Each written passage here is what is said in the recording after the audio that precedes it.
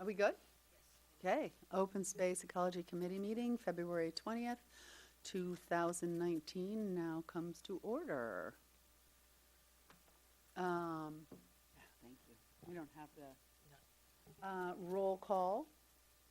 I love this. I'm Sesame Seed. Thank you very much. It looks like Poppy Seed and Bran aren't here tonight. Glenn called this afternoon to let me know she wasn't feeling well. Yeah. That's Poppy Seed and okay. I guess that makes all the rest of us Crescent. Yeah, or Bran. Okay, so roll call has been had. Adoption of the agenda. Did anybody have any changes or anything to add to the agenda? Everybody Good. gone through? I have this thing, but we can put it underneath wherever. Where do you think it fits best? I would say let's go chair and committee member matters. Okay, that's kind of what I was thinking. We'll do that. Okay, perfect. And then oral communications. We have a public person here, Mr. Sir. That's under transportation studies. Oh, it is. That's right. Patrick Tainter. So I guess since there is no other public here, we'll move on to number 4, which is transportation survey, complete street safety. And CSSC member Patrick Tainter.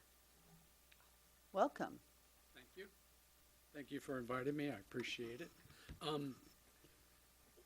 The reason I'm here tonight is to talk about a survey that we're getting ready to do on the Complete Safe Streets Committee regarding transportation in and out of Brisbane. And I thought before we look at the survey, I thought I'd spend just a couple of minutes giving you some background of how we have gotten to this point.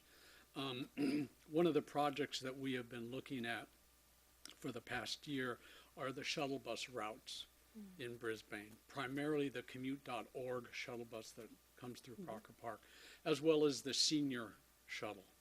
And we've been looking at it from a variety of different points of view. We've been looking at it from safe access. Are there crosswalks? Are there pedestrian crosswalks? Are there sidewalks to the stops? Is there lighting? Is there a place to sit? Is there shelter? We've been looking at the routes themselves. Are they conducive for people to use them? Are the stops in the right places? And as we have gone through this, we had the director from commute.org come in and speak with us about a year ago, John Ford. And he gave us a very good detailed look into how their shuttle system runs here in Brisbane, in particular this one. And of all of their shuttle systems, this on a financial basis, this is the most successful shuttle that they run. Yes, very good. It needs the least subsidy per rider. So, and they're very thrilled about this shuttle. Interestingly enough, as we were talking through it, of course, that shuttle is primarily to bring in people from outside Brisbane to work here in town during the day and then go home somewhere at night. But as time has gone on, they have identified that there are a few Brisbane residents who take a reverse commute in the morning. They take that shuttle bus out to whether it's Samtrans or BART or Caltrain to go off to work and come back in the evening. And they've also identified a fairly good-sized group of middle schoolers who on Friday afternoon will get on the shuttle and go to BART and then go off for some other activities for a while before they have to be home. So this has brought up to us the idea of, well, are there populations within Brisbane that could be served by a shuttle bus system, whether that one or another one, but which are not? And so that is why we have gone down this route of trying to identify and understand how people are commuting in and out of Brisbane, and are they interested, most of us, as we know, we're all in cars. There are some carpools and such. There are obviously some public transportation users. There are some bicycle riders. But are they interested in public modes of transport?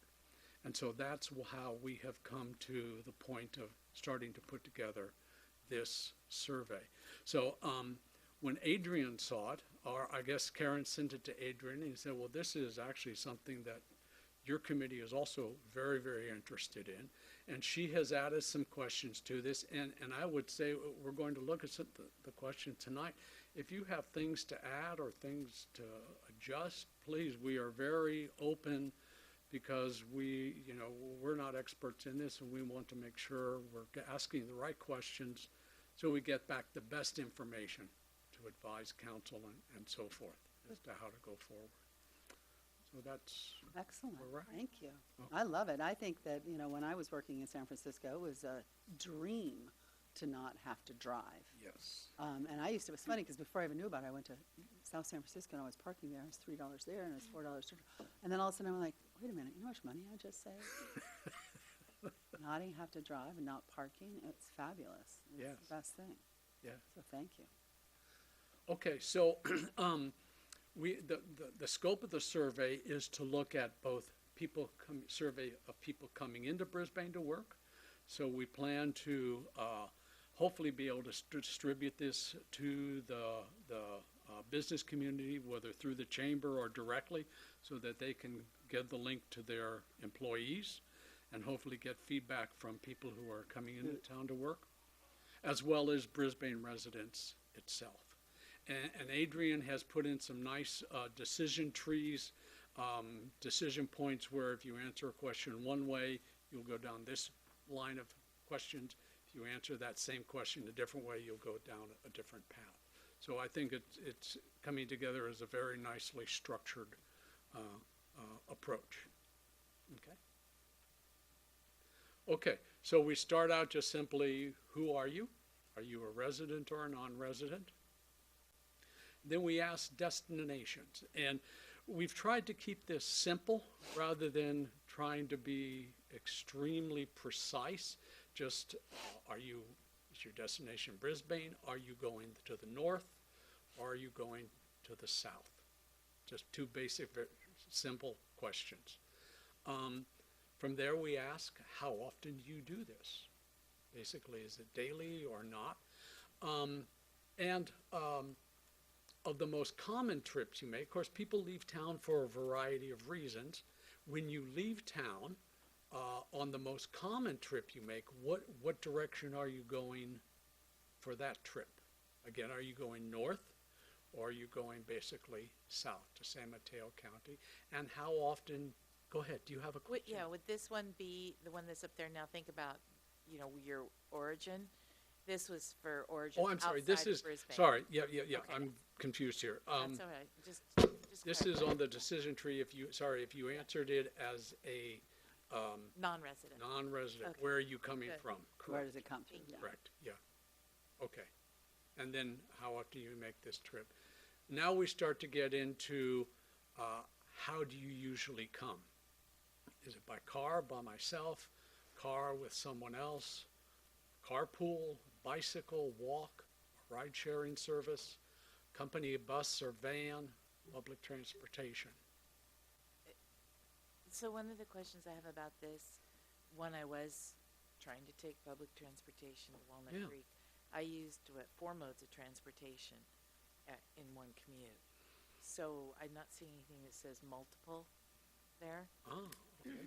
That's a good one to ask. So I would say that for people who have multiple legs, you can select many of these things. Maybe make sure that's, But it does, but you can select many of these things, but Could still be on public transport. you should have one that's multimodal, that says multimodal. Or maybe a note And that how would says, we know which one? well, that's what I was gonna say, what you'd wanna do, I would say, do you travel, and please choose as many as necessary. that's about what I was about to say, maybe a note, a comment that just says, please check all that apply. Well, the problem with that is some days you might take your car, some days you might take a bus, some days you Well, the might question is, take your how do you bicycle. usually? But well- no, we try and cover that by, if we could go back. This is actually the same question. Yeah. In this, we are in editing mode right now. I know. We can click over to look at how it actually will look, but the columns were cutting off, so you couldn't see that they're, and that's why I switched to clicking on this, so you can see what the column headings are. You have never, infrequently, occasionally, often, usually. So if you are taking multi-modes and you're taking, you know, a car by yourself occasionally, but you're taking a, you know, train every day or almost every day, you can say all of those things. Right, but I'm looking for a thing that distinguishes that if you're marking car, train, and bicycle, and you're taking all three in one commute, one day's commute, that you have a thing that distinguishes multimodal. Because that Meaning is that an you're important. doing that not on separate trips, but you're doing that all on the Yes, same. yes, because I used to That makes take the sense. car, the shuttle, the BART, and then walk. And when you get past 2 or 3 modes of transportation in a single commute, it becomes onerous. And that's an important thing for us to understand, especially coming from Brisbane, Yeah. which is why I think you need one that distinguishes people who are multimodal. Would that be in addition to what's there? Because I guess the concern would be that if you check that, you don't know which modes, you're not. You don't, but at least you know it's multimodal. Or maybe you just Maybe- select for each line. Do I walk? Never. Do I take my car That every is day? how it is currently yeah. structured. That's how it's Yeah. currently Yeah. structured, but there's nothing that says, I take 2 modes of transportation, 3 modes, or 4 modes in a single commute.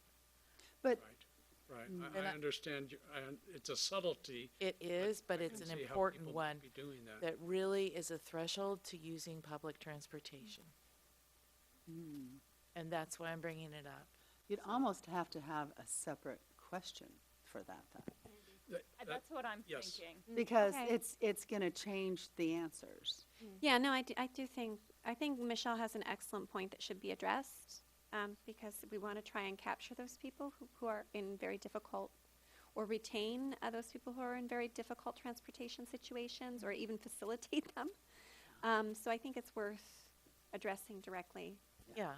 There's also a possibility you take 2 buses. You know, take Yeah, That's that right. is true. originating in Brisbane, take Samtrans. So then, you know, either the question before, you say, you know, it might change the path, depending on the question before. Because you're asking, if you say, are you a Brisbane resident, and you have different questions, to use multiple types of transportation each day, might pop up a different list of answers, Yeah. right? And one of the reasons it's important, because when we're talking about shuttles and talking about scheduling and different things like that, the 2 most frustrating things I found in 2 different commutes, one going southbound to Menlo Park, taking the train, so drove to the train, and then took the train to Menlo Park. And it was fine when I got to Menlo Park and walked 8 blocks to my work, but when we moved over to Bohannon Park, the Where's that? only, across the freeway, Oh, okay. no longer a walkable distance from the train station, the only shuttle going to Bohannon Park in the morning left 5 minutes after, 5 minutes right. before Your the train. only southbound express train, Yeah. which was just stupid, because then you couldn't take it. And that was just poor planning. And then trying to take BART to Walnut Creek, I'd take the shuttle from Brisbane to Balboa Park, run like hell to catch a train, and then, go 57 minutes on the train and then walk to work. Coming home, it didn't matter how fast I took the stairs or the elevator or tried to get there, I could never catch the shuttle. They always left early, and I'd stand there freezing on Geneva Avenue for 20 minutes before the next shuttle came. Almost, 30 minutes or whatever, and it made it untenable. So it was an hour and a half in the morning and 2 hours at night. So I'd leave home at 7 in the morning and get home after 7 at night, using 4 modes of transportation on each commute leg to and from. And that is part of the problem that we need to solve, especially for Brisbane being so isolated and really only have a very few options to leave town. So I have a question. Do you guys think there's a threshold for multimodal that is something we want to flag? Like if it's more than 2, or is it anything more than 1 that we want to know about? it's usually more than 3 that becomes onerous. I would say so, go with more than 2. Yeah, That sure. would not include walking though, would it? It could, depends how far you walk. Okay, I used You to have walk, to walk more than 3 blocks, yes. okay, but I did that on purpose. okay. Yeah. If you get here and you have to walk all the way up to the top of Kings Road Well, and you're over 60, absolutely. that's the problem we're trying to solve. Yeah. I was just gonna say, I bet you that's exactly, let's have the truck make a little loop. I was hoping you were going that way. Well, I don't know if we'll get there, but that's what we're trying to identify, yes, as a need, yes. Now that we've totally waylaid your thought process. It's okay. This is what we were hoping for. Yeah. Yeah. Thank you. Get Are lots we- of gab out of OSAC. Are we good to continue on? Yes, sir. Okay. Yes, Thank you. sir. Thank you. Okay, and then, if you've answered public transport, you will get a query as to which forms of public transportation do you take? Just a point of clarification, everyone gets this question regardless of how you've answered. Oh, okay, all right. Thank you. Samtrans, Muni, so forth. And those column headers again are talking about how often. Yeah, I know, it's multiple occasionally about almost every. And then we ask the key question, Mm-hmm. you do not take public transportation, why not? And we're trying to do this in a forceful way, Sure. non-biased Why not? way. Right. Come talk to the OSAC, we'll tell you, no, just kidding. Well, we want real honest answers from people. It's just a pain or whatever. We want to know that. Do you want to put a question here about too many modes of, We can add multimodal here. Yeah, too many modes.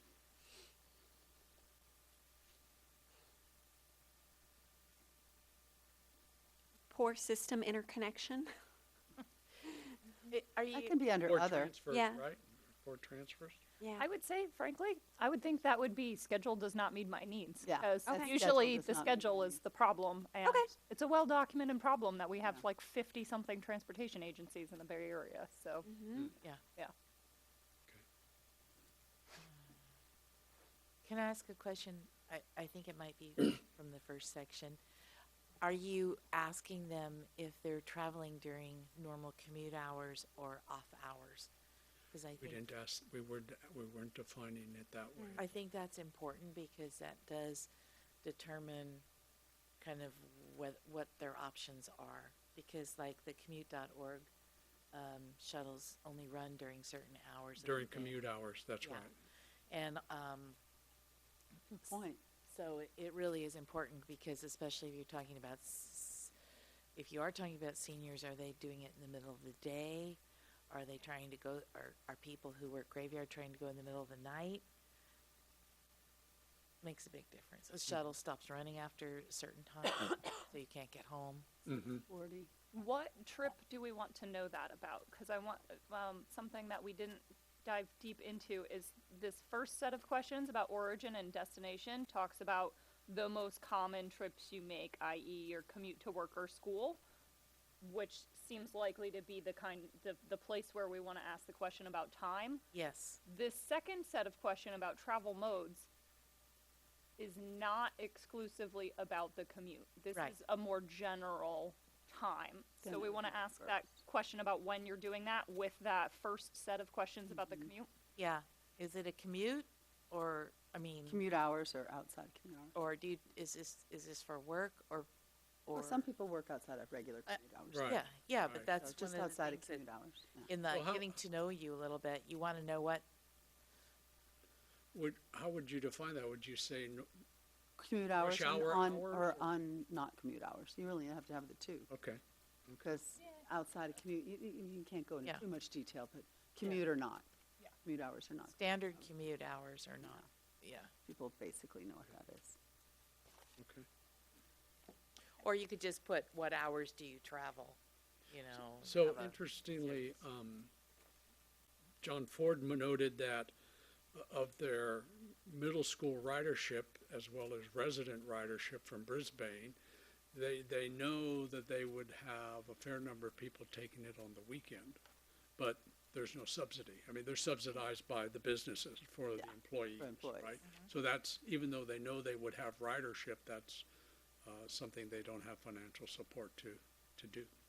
But he felt there was a need, a demand for that at some level. So you might also ask it if it's weekday or week or not. Just so that you really know what you're asking. If you're going to do a survey, you might as well be thorough about it. Yep. And really get a better understanding of who people are. We have a question. Deb has a question. Yeah. Deb, you have a question? Yeah. Yeah, sure. Would you mind coming to Yeah. speak in a microphone, please? Hi. My name's Deb Horn, resident of Brisbane. I'm just looking for some information. I'm just coming to the meeting, but since I'm here, I'm listening. I'm looking for some information about accessibility. So for the different modes of transportation, paratransit is missing, and there might be some questions about accessibility that you'd want to ask about. Thank you for that suggestion. Yeah, because that goes back to the walking part. How far can you walk? Right.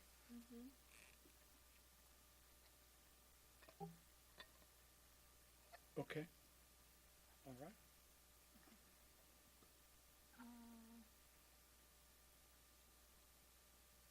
And then we ask, okay, I'm not sure we covered this or not, why if you don't take public transit, or this is where we stop. Yeah, that's right. Why not?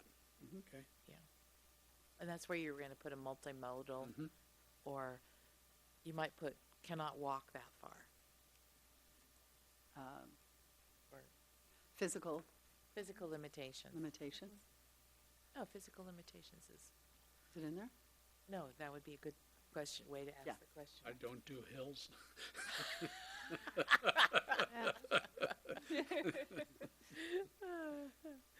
They do get harder with every year. Yeah. It's steeper, too. That seems like they are. We're not going there. Yep. Nope.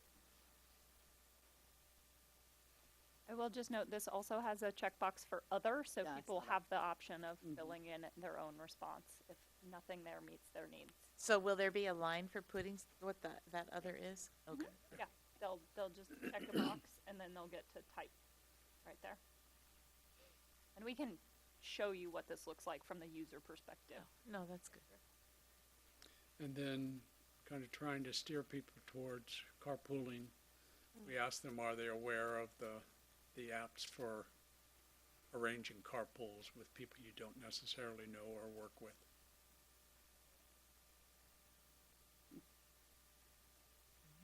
And then we start asking questions about employer benefits in terms of commuter benefits and what those are specifically.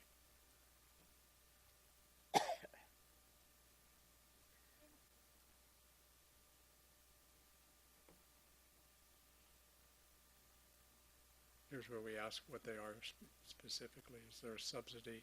And one we added on that actually I think is germane is third from the bottom is free Free parking at work.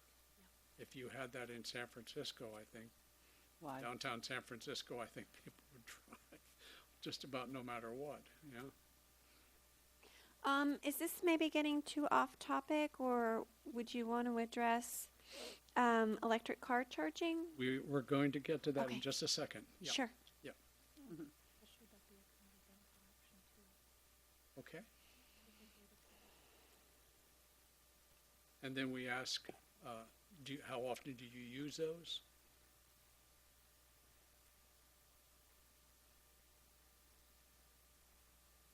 And then we lead into electric vehicles by asking when you drive, if you drive, when you drive, what type of vehicle, what kind of is the power source of that vehicle?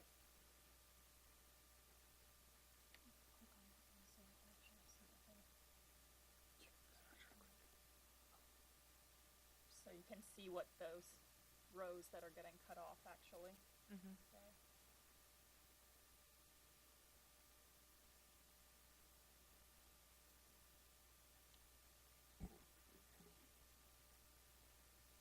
And then have you considered an electric vehicle? And then we come to charging.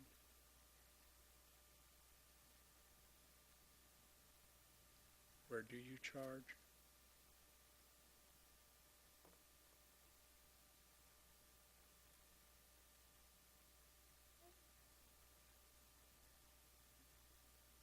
then if you don't have one or are not considering it, what are the, in your mind, what prevents you from doing that?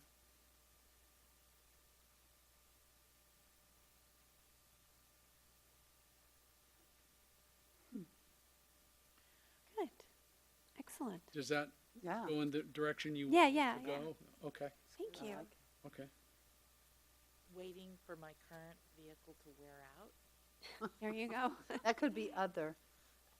Could be So, would you have said that you were not considering an electric vehicle? Oops, sorry, wrong mouth. The one before. Up here, have you considered? If you are considering, but you weren't getting one until your current vehicle, Well, this doesn't would give you the- say, yes, I plan to purchase one for My my next next vehicle? No, I wouldn't have said that because I would wait until that time came to make that determination. Okay. And so there's no ambiguity in saying that. Okay. There. Should we say maybe? If you put Have a maybe, category Well, you called got an maybe? other. Oh, you're saying Other, up okay. here. uh, Yes, but I have no plans to purchase Maybe one. this should be a considering for, Considering, would consider for future purchase, okay. you know, Okay, because I think that there's a trend in the market now that people are keeping their vehicles longer. They're not buying a new car every 3 or 4 years like they were for a while. And people are tending to drive them longer. that's right. Because mine approaches 16 years old. Mhm, mhm. Whatever it is. Not quite that old yet. Yeah. 15, I guess.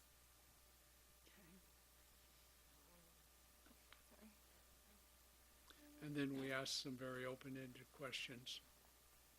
This is trying to get it's good. into people's heads. What are they thinking? If you could change, what would you change? What could Brisbane do to improve things? And is there anything else? I have a couple. I have one feedback and one scenario. Okay. There are a fair number of people who commute over to Pacifica, and I sort of felt like the initial options didn't include that. I mean, it does say south or west, Or, but yeah, but it's but the transportation corridors run north-south, so if you're going west to Pacifica, that's really a kind of a different animal. Found westbound San Mateo or Santa Clara counties doesn't cover west Pacifica. Not really. Not in my mind. I mean, I know technically Pacifica is in San Mateo County and west, but I wouldn't have thought of it either. I mean, you're looking at it, you go, oh, southbound, okay, west, whatever. I guess Yeah. what you're looking for is people specifically traveling to where the current high schools are. yeah, that was kind of my Important. thinking. Public transportation issue for us right now. But Yeah. then if you get very specific, you can't list every, No, but I mean, I think you could say north, south, west, I or thought the north, city solved that, east, but though, with wasn't there a bus this year for the high school of some sort? no, we ended up lobbying Samtrans. Okay, And I think some of the kids, at least the Southern Hills kids, use the shuttle to get back from the BART station. If there's like, I think there's some connection problems with some of the buses, and sometimes the kids get kind of stranded okay. at I think the Daly City BART station, and I think there's some use of the shuttle then. So, I mean, I just kind of feel like it would be good to tease. I know technically it's covered in there, but I mean, I think San Mateo or Santa Clara, I kind of think down the major transportation corridor. So This maybe doesn't put- really trip off in my mind. That you're going to This- Daly City. Yeah, the special not. case of the people who are headed west, because that is like I said, it's a very specific, very different thing when you're trying to travel perpendicular to the main transportation corridor. It's a very I hear you. I Different wonder what information are we trying to tease out from that? Just specifically, how many of the people who take this survey go that way? maybe.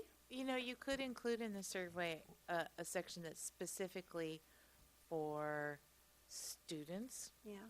because all of the high schools, public high schools currently accessible to Brisbane students are west of us, through the Daly City corridor, including Shasta, Jefferson, Westmore, Oceana, Terra Nova.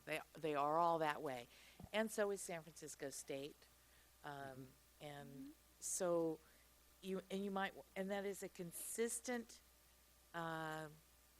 group of daily commuters, even though their parents sometimes drive them or they have other options.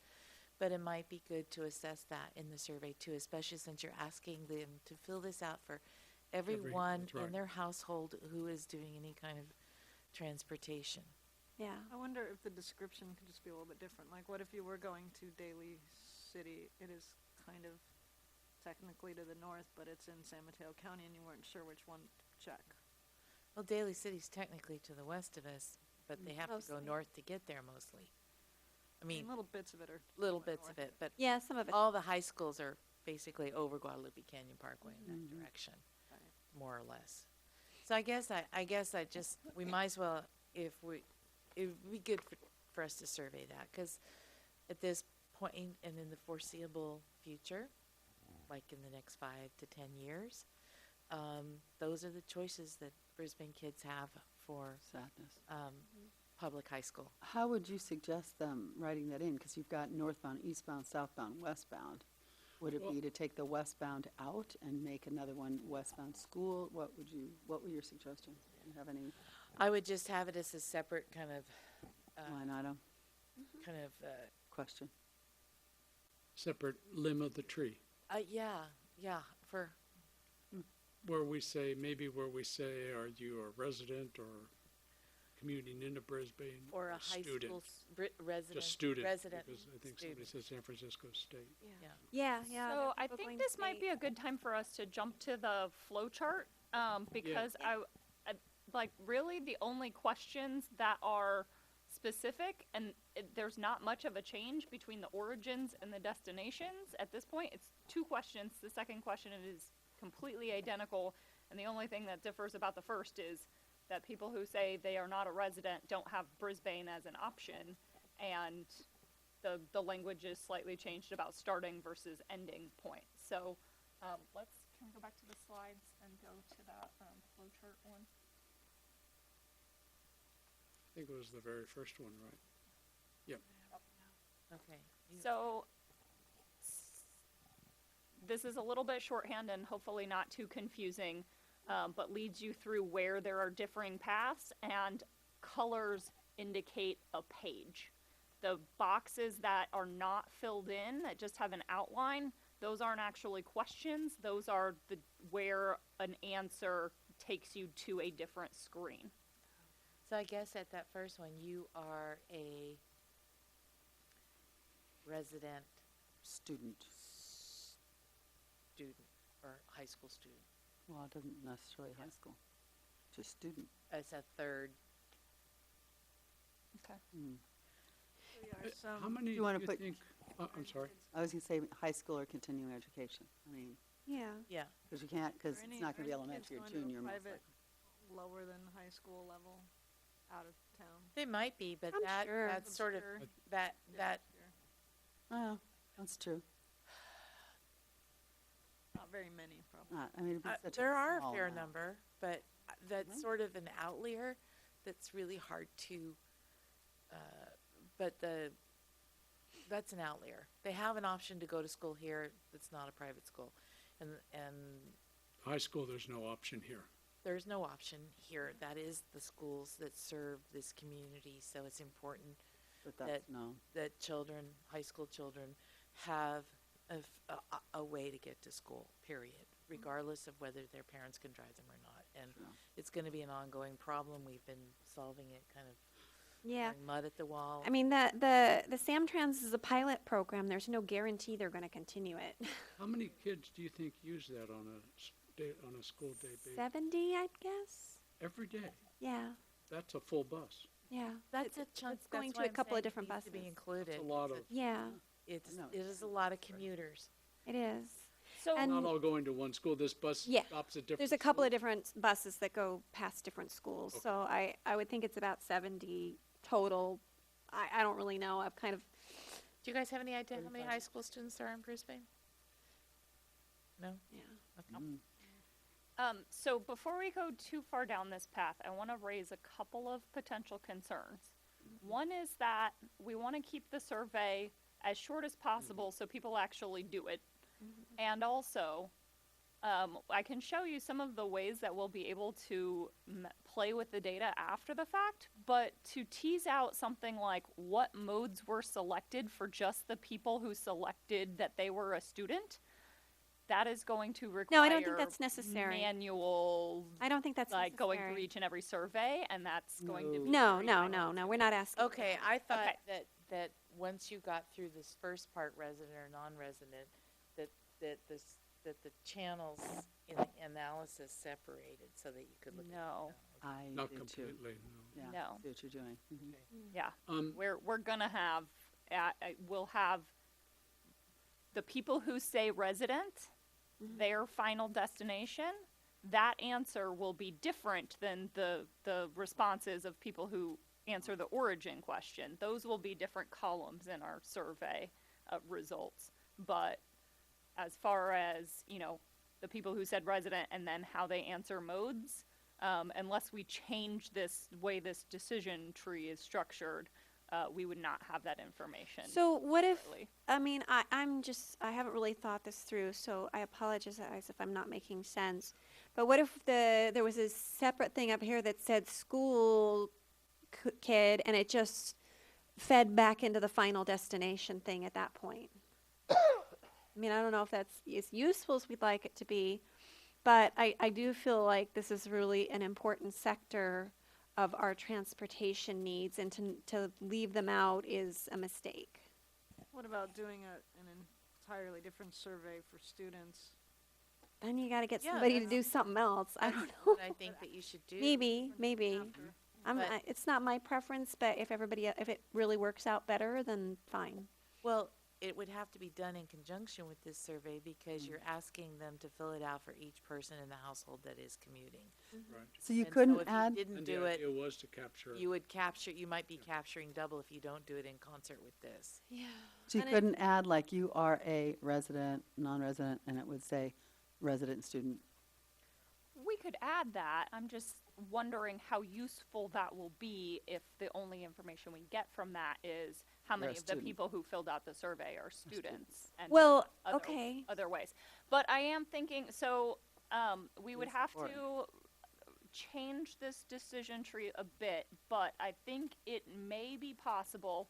So you'll see at the end of that top row, everybody feeds into that how do you usually travel question. We may be able to have those continue as separate paths with identical questions that may make that a bit more feasible, and folks taking the survey won't necessarily know that they're doing something different, but it may make the data collection easier. That's Sure. really probably Alright. how it should be done because then you would want to analyze the data Yeah. for each stream and then look at it and where it overlaps and where you can get traction.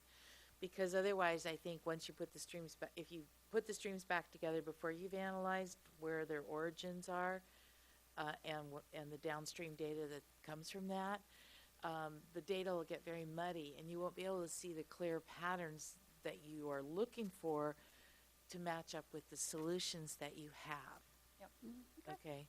So I think that if you maintain 3 discrete streams of information and they have different, each one, once you're on your tree, depending on your who you are, you follow that all the way through. But the questions are identical so that you can match the data up afterwards once you have the data for the 3 streams. I like Michelle's idea. I just don't know how difficult it is. It's not, It's actually not, because I can just copy existing can copy questions the and move questions. them into that section. Yeah. So that's Okay, great. actually very simple. Okay, great. Yeah. yeah. And we Because- can go to a decision of three Oh, yeah.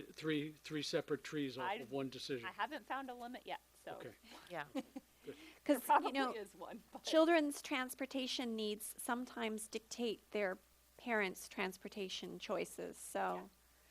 That's true. True. So is this going Very to be a paper survey or online This will survey? be online. Online? Okay, okay. And then Adrian will show you some of the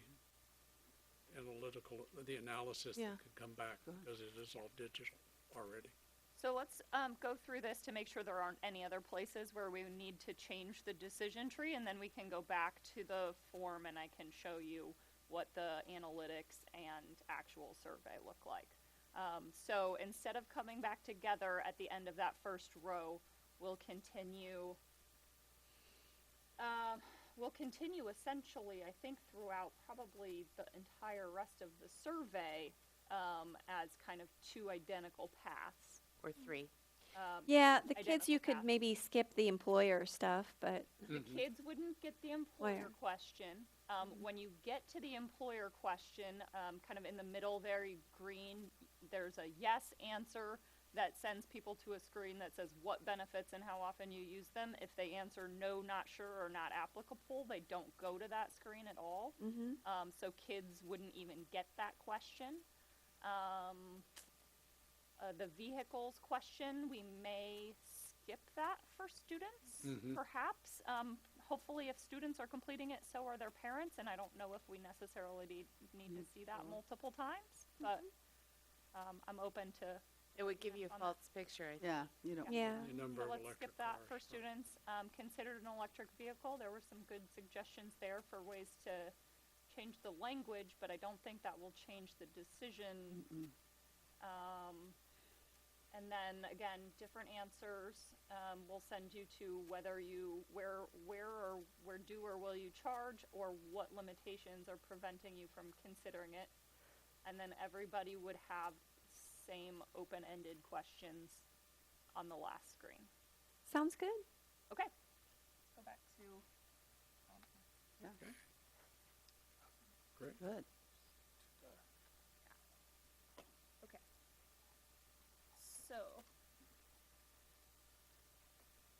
So this is a Google form. That means it's free. They do some good stuff. Some of it's a little clunky. So when you have responses, and these are a couple of test responses from Patrick and I trying it out to make sure we had the decision things all correct and whatnot, you can see in summary format. So each question will give you a chart based on the percentage of people. They can be copied into a little image file for use in other places. So you can just kind of see that's how those look. And then I think we maybe both skipped this question because it wasn't required, but things that turn into tables as far as how often you take them and what methods you take.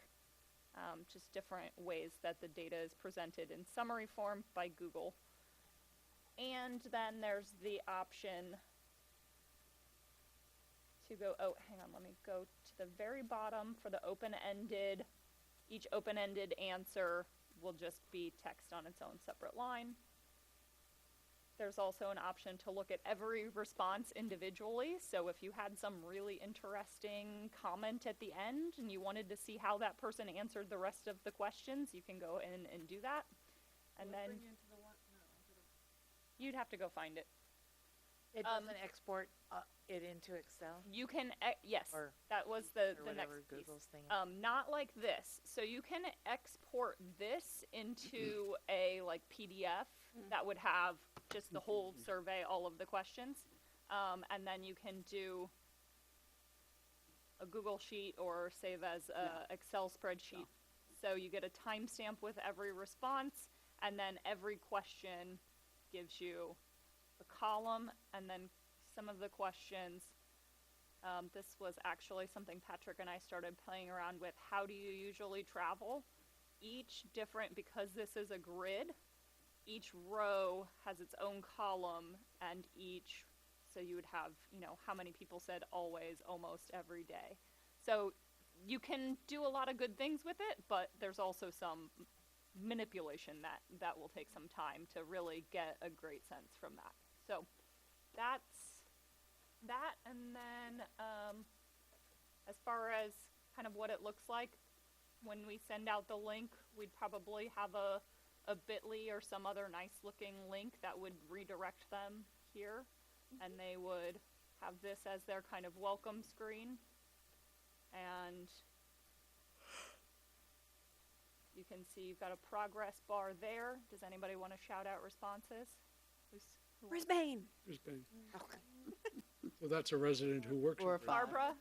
This is Barbara's taking the survey. How often do you make the trip from Brisbane to Brisbane? Every day of the Every week. day. How do you usually travel? I usually walk. I'm gonna say you're So always that's a walking. usually. Any other modes that you use? If it's raining, Car. And I usually walk with an umbrella. Smart ass. Oh, come on. Sometimes I drive when I have errands outside of town, and then when I drive, I usually drive by myself. And so is that about once a week? Multiple Yeah, times I'd a say. week? All right. Any other modes? I take the bus, but almost never. So yeah, less it's- than once a month? yeah, Oh, not a company bus. Uh-oh. public transportation bus. Yeah. Ooh, I just found a glitch. Buggy, yeah, I can't unclick. You have to click something in this row now. yeah. So we'll say never, because that's an option. Okay. What public transportation methods do you use? When I take public transportation, it's usually Samtrans. And that was infrequently once a month. but wait a minute. When you take public transportation, it's usually Samtrans, right? But she's only taking it less than once a month. Yeah. Okay. If you do not take public transportation, why not? I'd say I ride and walk. That's second. yeah. Yeah, that's probably best. Okay. Are you aware? I have Aware, and I have tried to use them, but not successfully. Ooh. Potential alternate answer choice, maybe? Does your employer, you're self-employed, so I'm going to say NA. Yep. You know, wait, can we back up? My former employer did, but Can back up. Okay, Awesome. So where she said up here, are you aware that, yes, I've used them. Yes, but I have not used them, and no. But what about I tried to use them and was That's unsuccessful? what I'm saying. That sounds like a new answer choice that we should add. Yeah, definitely, because, yeah. Because we need to know if that's not being effective. yeah, we have one gas-powered vehicle and one electric vehicle. Not a plug-in. Oops. There you go. Yes, we You currently. think that's going to cause folks to answer incorrectly? What? If you click on something And you can't. and you can't can't clear it. unclick it, and But you have 0 as an option. Yeah, I don't think Adrian can rewrite the interface. okay. No. And the Good, alternative but not that good. was if they're not dots, they're check boxes, and then they can select like everything in every row. Okay. So we don't really want that to be an option Yeah. either. So Better. that's I'm sure why a we few made people sure will to stumble on it, but That's Yeah. all right. hopefully not too many. NA, 0 is Yeah, fine. yeah. 0 is fine. It's probably why it's in there. Okay. At home? yes, George? primarily at home. Would you like to add any final thoughts on your test survey? I'm going to say we can maybe skip Transportation that. suggestions you'd like to share? You can take it for real later. Don't get her started. Is there, is there a character limit It's to okay. the answers? Only if they're characters that are in there. Good question. I was just thinking, it's I a think little. it's a pretty long. Okay. I would just, because these questions are particular to public transportation primarily, but as a walker, I would say, do you have any suggestions to improve the walkability within Brisbane? Would that not qualify under, do you have other transportation suggestions you'd like to share? Talk about that. I just don't think of walking as a transportation option, I But guess. it is because we've been I talking know about it it is. throughout the whole thing. If it wasn't questions Okay. prior to, then I would probably agree. I with guess you, I would but word still, that yeah. differently, but it's not a big Yeah. deal. Yeah, but you're It's me. kind of an anomaly. Thanks. In a good way. In a good way. All right, so Guilt- Deb has Oh, something. Deb has I a see question. Deb. it's so you could see what you get when you actually submit. So you get a thank you, your response has been received, and we added a couple of those resources that we asked if they knew about Good. so that I they could do that. And then there's an option to submit another response for folks who have that other person Multiple in their people in household their household. who should complete it. And- I can't change that to say that. I can only have the option for it to be there or not, and that's what it has to say. Otherwise, I okay. would have edited. Can you put it, is it possible to put it higher up? Submit another response? Make that one of the Or first? make it larger? No. Okay. Can't do anything? Can you make it larger? Nope. That's it? Okay. And Deb had This another screen is unfortunately suggestion, extremely if that's, limited. yeah. If it's okay for Deb to come up with another, Thank you. One of the things I was thinking about is collecting some data about would you take more or would you change your transportation modes? Because you go from what do, you ask a lot about electric cars and would you consider, but you don't ask at all, would you change your transportation habits and collect some data there? You just launch into the open-ended question. So it might be good just to have one question that says, would you like to change your, would you like to have more options, or, you know, just so you have some numbers, and then you can say, you can fill in your ideas below in those open-ended questions, because that would be valuable data to see that the majority of people would like to have different options, and it may compel them then to fill out the open-ended questions. So something along the lines. It would be right before the open-ended questions. It would, because it would lead right into them. So go down. if you scroll all the way down to the bottom, where you've asked all about electric cars. So before final thoughts, you just say, would you change your transportation habits? Or If- would you put that in final thoughts? Right, because I think that's one of the data pieces you want to collect from the survey is, would people change their habits? You just ask them, what are your habits? And then you can say, you can fill in your answers below on what you would do. Yes, you could go to a section of check off walk. And that- Well, that's not the Or open-ended you question. want it open-ended. Right, you can Okay. just lead into those open-ended questions, and then Yeah, it that's would, all But you that's wanna- not implied in the obstacles, like this is an obstacle, like. well, that you was just said, gone. why don't you? But really, if this is going to be a really meaningful survey, you'd want to know, will people change their habits, and what would compel them to change their habits? And you'll find it in those open-ended questions. And maybe, I mean, because there are some people who are just not interested. They just have a mental barrier about what public Maybe transportation they do for wouldn't. them. So maybe that's a useful question and that it helps you. But it Yeah. would it just be in the open-ended questions? I think maybe it could be on that same screen as a first question, Sure. Seems good to me. because then it this- goes straight into it. Yeah. I wanted to avoid adding too many separate screens as possible, because if you notice that progress bar is out of how many screens there are. So if there are lots, it might look to people like it's going to take me a long time, and they may not make it all the way through it. I think it would be great at the top of that screen, because then you can see, you can fill in your answers below if you have ideas. Yeah.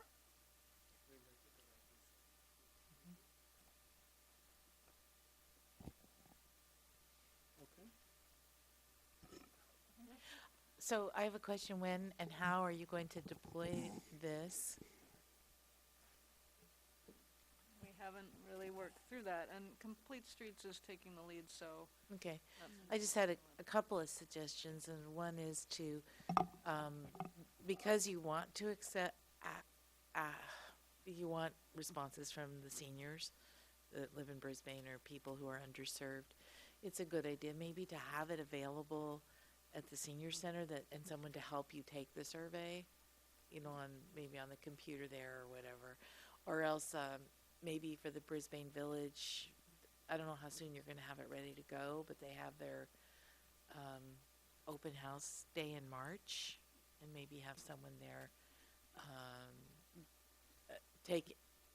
walking people through the survey. Okay. Just an idea If we for, could get that resource, maybe even at the library, that they are aware of it and bring it Yeah. up for people. Just so that, because not everybody, not, that group isn't necessarily computer savvy, might not necessarily be able to take it by themselves, might want to take it with somebody, you know. Could even do some, you know, if the weather gets better, you could do some tabling in front of Midtown and get people to take the survey there. So I have a couple questions or comments. So surveys are great for collecting data, but it's what you use that data for and how you execute what you're trying to achieve, and all that costs money, right? Right. So, I mean, I don't know what the goal is once you collect all this data and assemble it. Is it getting more commuter buses? Is it more electric charging stations? I mean, people are going to want to, especially the seniors, they're going to want to see some results, and they want to see, they want to see something happen. So you just don't want this survey to come and go, Right. and we don't utilize that data, or nothing comes to fruition. I'll say something. I don't know that we wrote it through the lens of the last 4 grant applications that we've done, but having done this will help with any future grant application. Okay. Right. There are grants available for EV charging Okay. and for, pedestrian improvements and Yeah. Do we, not to fund a new shuttle bus or Yeah. to I think, augment it by 50. do we want to let them know Yeah. that's the purpose? Yeah, I think that's We're just taking a important. survey to take a survey, or I'd do be we? worried that might raise expectations beyond what we Mm, can that's deliver. true. That'd be my concern. Yeah, we don't want to do that. Not this time. I mean, obviously, we would go for the low-hanging fruit first, but if there are grants that are bigger and we have data, it helps. Did we include in there in options, company-run shuttles? Yes. Okay, I Yes. didn't remember seeing it, so I just Yeah. wanted to ask, because I know some companies in Like, I Brisbane think it was under run their own. a van pool, company van pool or something like that. What we called it. That's different than a company shuttle. I believe it is listed as shuttle or bus, like kind of with some slashes. It's an option under how do you usually travel, and then also under what benefits are provided, a company-sponsored bus Okay. or shuttle. Okay.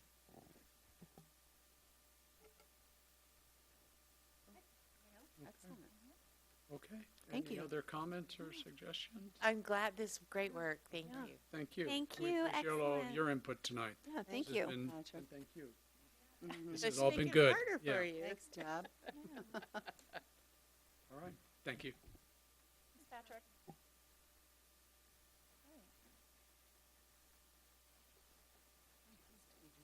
Oh, no, we just said thank you.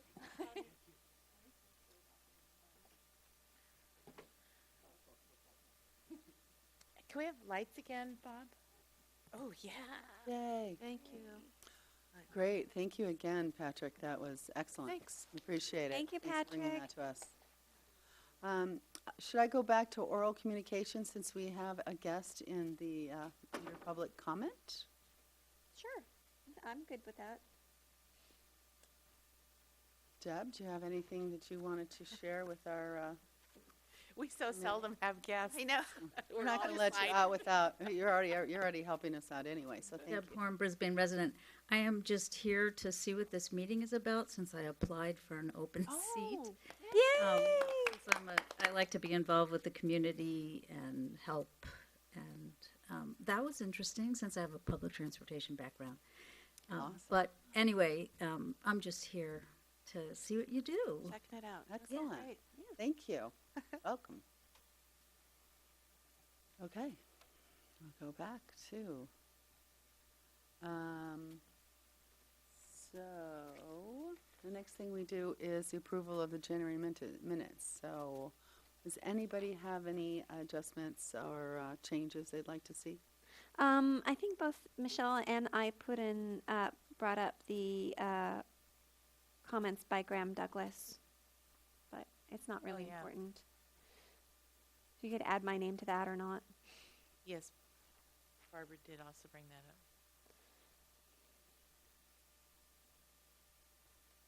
Anything else, anybody? I was good with it, it looked good. So I move that we approve the minutes from the last meeting. Okay, everybody in favor? Aye. No nays? Okay. we'll Nobody move- seconded it, but that's okay. Doesn't matter. All right, so the next is weed management area, WMA. Okay, so Adrian might have a little weigh in, but we went and we found out that the best thing to do, or the recommended steps would be for you guys to vote to take this to council as a recommendation, and then council would approve signing on with the San Mateo County Weed Management Area. Do we need to have any discussion? Did anybody We have discussed any? this in November and December's meeting, Yeah. Right. so I don't- So I'd make a motion that we ask the council to permission to join the San Mateo County Weed Management Area.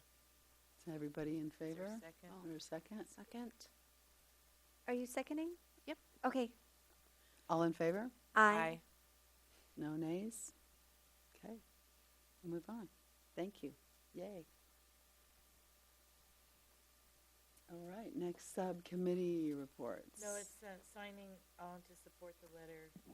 Do we for need to state do that? Is that not the MA same? funding. This is separate, and Oh, it is separate. unfortunately, Glenn isn't here because this was actually something she sent to us. So there is, as you can see on this page, they have allocated some funding in the state budget Yeah, for 3 million. the weed management areas, and basically they're asking for folks to sign on to support that, so it makes it through the budgetary process. So all of us should go on here and, I believe it is intended for organization signers, Okay. not a individual. please have your person. organization sign on. Yeah. Okay. So is there action we can take on this right now? Would we send it to city council and ask them? Or are if we they an could- organization that could do it? Or would we do it? I think we'll need to confirm that with the city manager Okay. if it's something that The open committee. space can sign on as a committee, then I think, we could go ahead with that, and otherwise we would probably pair that with the other item as a recommendation to council. So I have Okay. a question. Can we go ahead and vote to do that subject to his approval so that you don't have to wait for another meeting? That would be my recommendation. yes. Okay, I make a motion that we, subject to city manager and council approval, we sign on to Cal IPSI's support letter for state weed management area funding. Excellent. Anybody want I'll, a second? I'll second. All right, all in favor? Aye. Aye, all right. Is there a due date on that too, or when they, Neither Glenn nor I could find any date on it besides you can see, the next screen has the actual letter, which was dated February 8th, but there was no indication of a date when people needed to sign on. So sooner is probably better. We'll try to get it through as soon Just as we did can. Well, it showed that the budget was,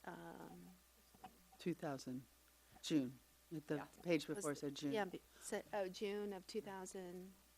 This year, it's, This yeah. 19, Okay, yeah, yeah, okay. 2019. That's As soon kind as of what I that is assumed. approved, then I'm assuming applications will be, We want to make sure that they include the funding in the budget that Or June. oh, for got the it, for fiscal year that distribution. starts Okay, June. So the Yeah. the Okay. governor has already released a draft budget Yes. a while ago. Okay. So yeah, they'll be talking about it. I like Honorable Richard Bloom too. It's very cute. Yeah. He went into the right career. Sorry. Okay. All right. So we're good. Thank you, Glenn.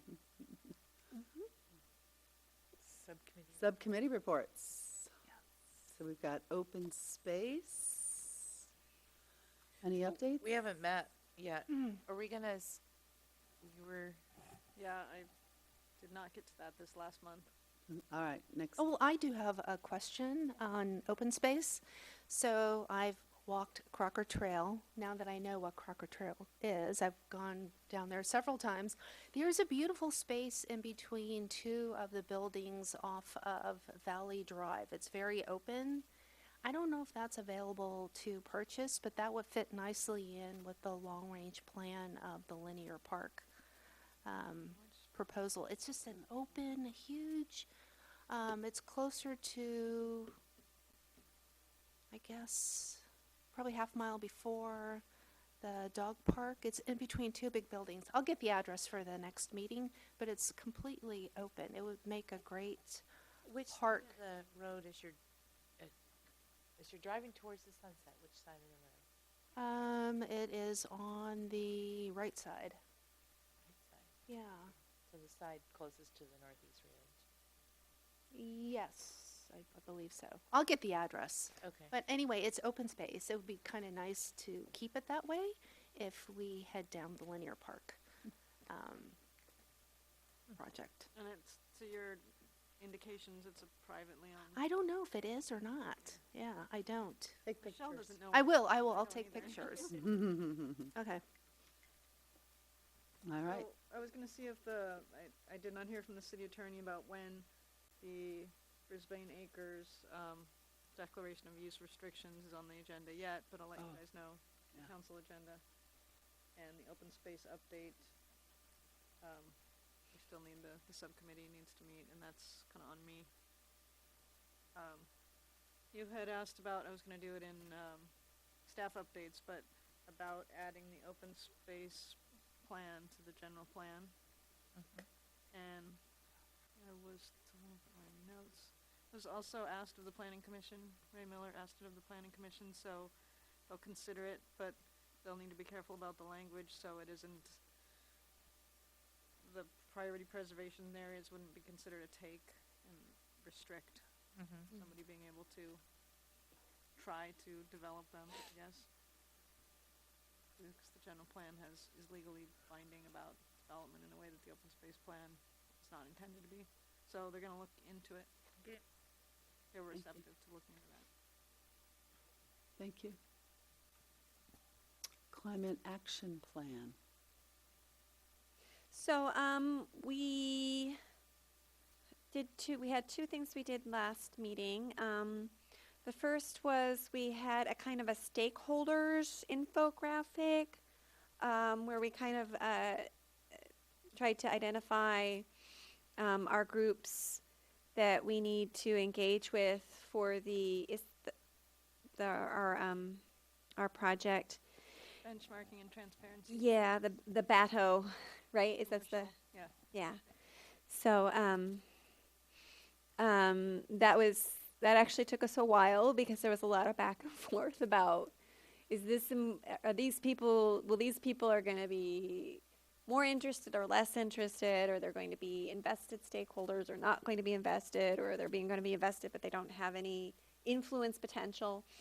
So that just it was a really important exercise for us to put kind of our ducks in a row and let us know who we needed to reach out to and how and when and in the process, because as much as I feel like the energy benchmarking and disclosure is like one of the most important things we're going to do, it does have potential for pushback. So like I said, identifying stakeholders is going to be and upfront and engaging them and trying to figure out what their trigger issues are is going to be really important. And the second thing was that Glenn and Adrian and Karen continued to work on the staff training. And that's really Glenn's puppy, but she's not here, so I think I'll turn that over to either Karen or Adrian.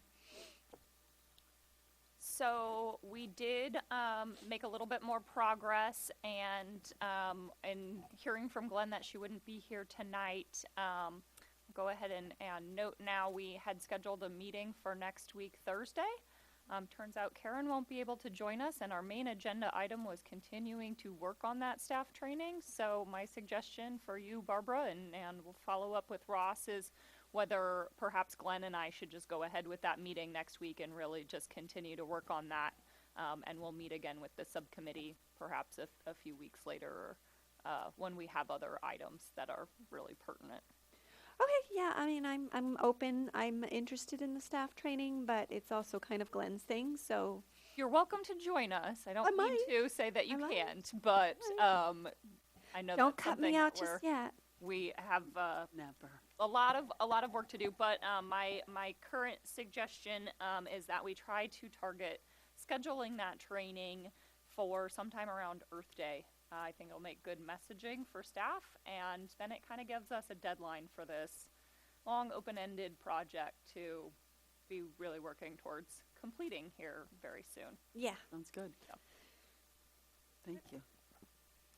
All right, events include Day in the Park and Habitat Restoration Days, which I know we had a Habitat Restoration Day. Ms. Salmon. Do you want me to talk about that?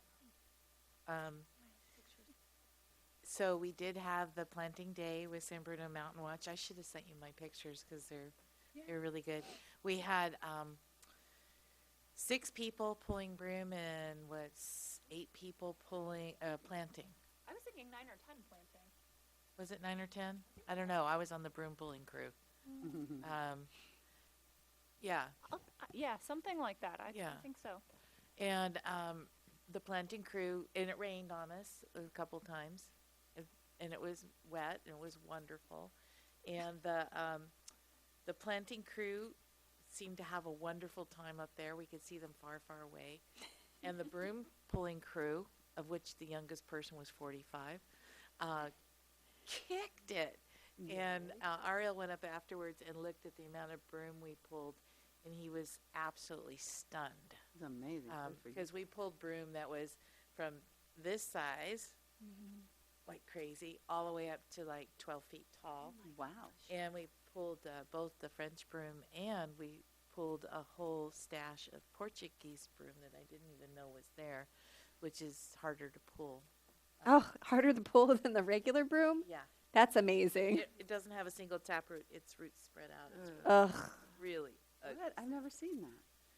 It's the kind that doesn't have the little leaves on it. It's got like spiky things. Oh, okay. You see it around. I know. It's All right, not I know what it is. quite as prolific as the French broom, but it's nasty. Oof. And then we also had a meeting on January 22nd with the Open Space and Ecology and the Parks and Recreation Subcommittee.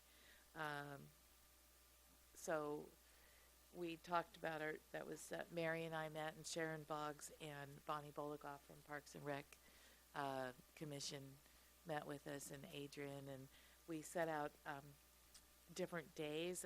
Earth Day is going to be, our Earth Day Habitat Day is going to be April 27th because April 21st is Easter this year. The Summer Habitat Day is scheduled for June 29th. And then the Lagoon Cleanup Day is guided by the Coastal Cleanup Day, which will be September 21st. And then we're hoping to have a November Planting Day, but we haven't set a firm date yet of whether it's going to be November 16th, 23rd, or December 7th. And it kind of depends on what's going on elsewhere, right? Isn't that what we talked about for that date? And then we talked about the kind of the types of restoration being done, T-shirts, giveaway, marketing strategies. So Adrian's preparing the minutes from that, and it was a good meeting. We have exciting stuff coming up to do.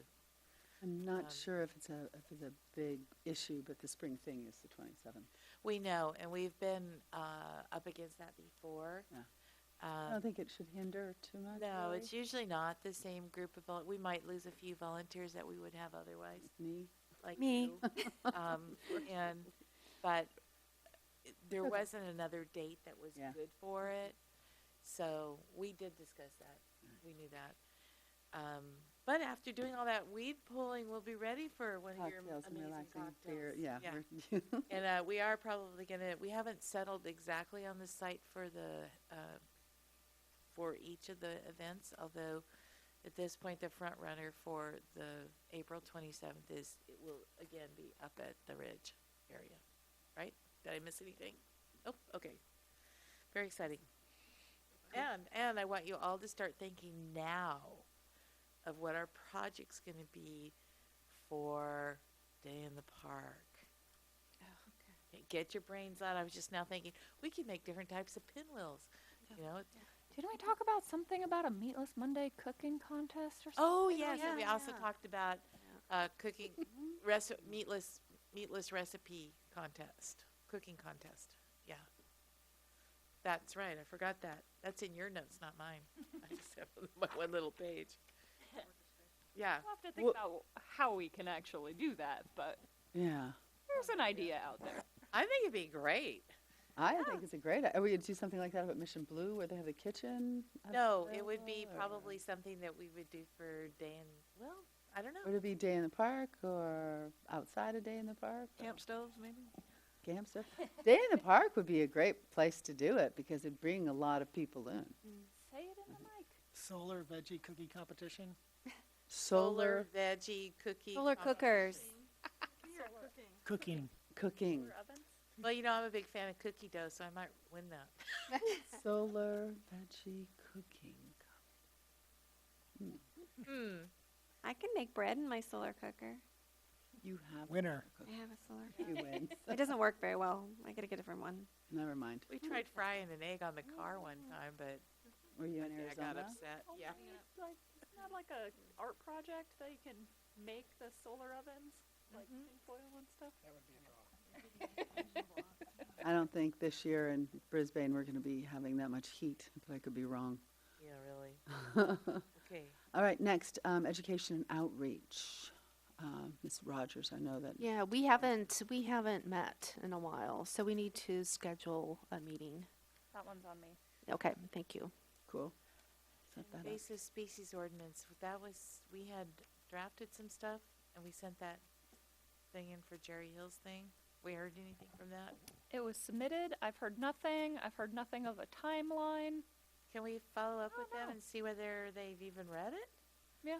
Okay, and then we should go ahead and meet and decide if we're gonna try to do an invasive species ordinance for Brisbane, which I think we should do. Yay. But let's see how it goes with the weed management. To go from one to the next, then you can get weed management and to work on the invasive species ordinance. And festival, Festival tree replacement. Have we gotten any? Did you ever get those, a hold of those guys? Did you no, ever not have yet. any? I really need to. Like just- figure out how, do we have to go Maybe up we and have knock on the door again? We need Another another field road. trip. We need All to do a right, field trip. Oh. Better hurry before I either of us mean, where get are we work. at with that? Because our poor tree's looking not so hot. Yeah, No. I think we just need to know if we. can Sooner get than a later, we tree. should do What that, I heard so. from Park and Recreation Department staff is that the Park and Rec Commission was not, I think I passed on to staff the information that Yeah. you guys had given me, and they're pretty open to the tree that you guys recommend. Okay, They good. just want to see. Let's some- get it done. They said at the Festival of Lights, it was, looking scraggly. That was, whatever. yeah. Just attach some fake branches. Yeah, I don't Tim always attaches fake branches, but nobody knew that unless they knew that he did that. And then people freak out after Christmas when they all turn. They all turned brown. See, during the Festival of Lights, they looked beautiful because he did it the couple days before. And I was like, wow, why does the tree look so good? That was last year when he did it. This year, he actually did a really nice job. But Michelle and I will get on that in the next 2 weeks because we're going to need to, Otherwise, you're gonna have. because we're both going to get artificial jobs. tree. Huh? Otherwise, you're gonna have to use an artificial tree at some point. Yeah, no.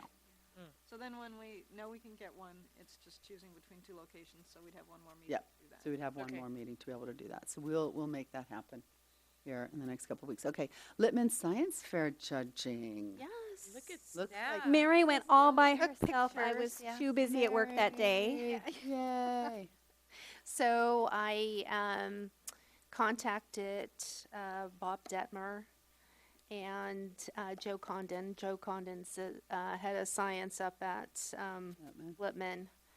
And I went up and looked at all the different projects that the 7th, 8th graders and 6th graders were presenting and chose the 3 I thought that met the goals and of our mission statement. So the 3 that won are listed. Sagar Rajan, who's the fella in the picture for germination of seeds, and he actually won first place overall. Oh. Yesenia Navarro for purifying water, and Javier Veramontes, who wasn't present, for finding metals in soil. Thank you for the certificates.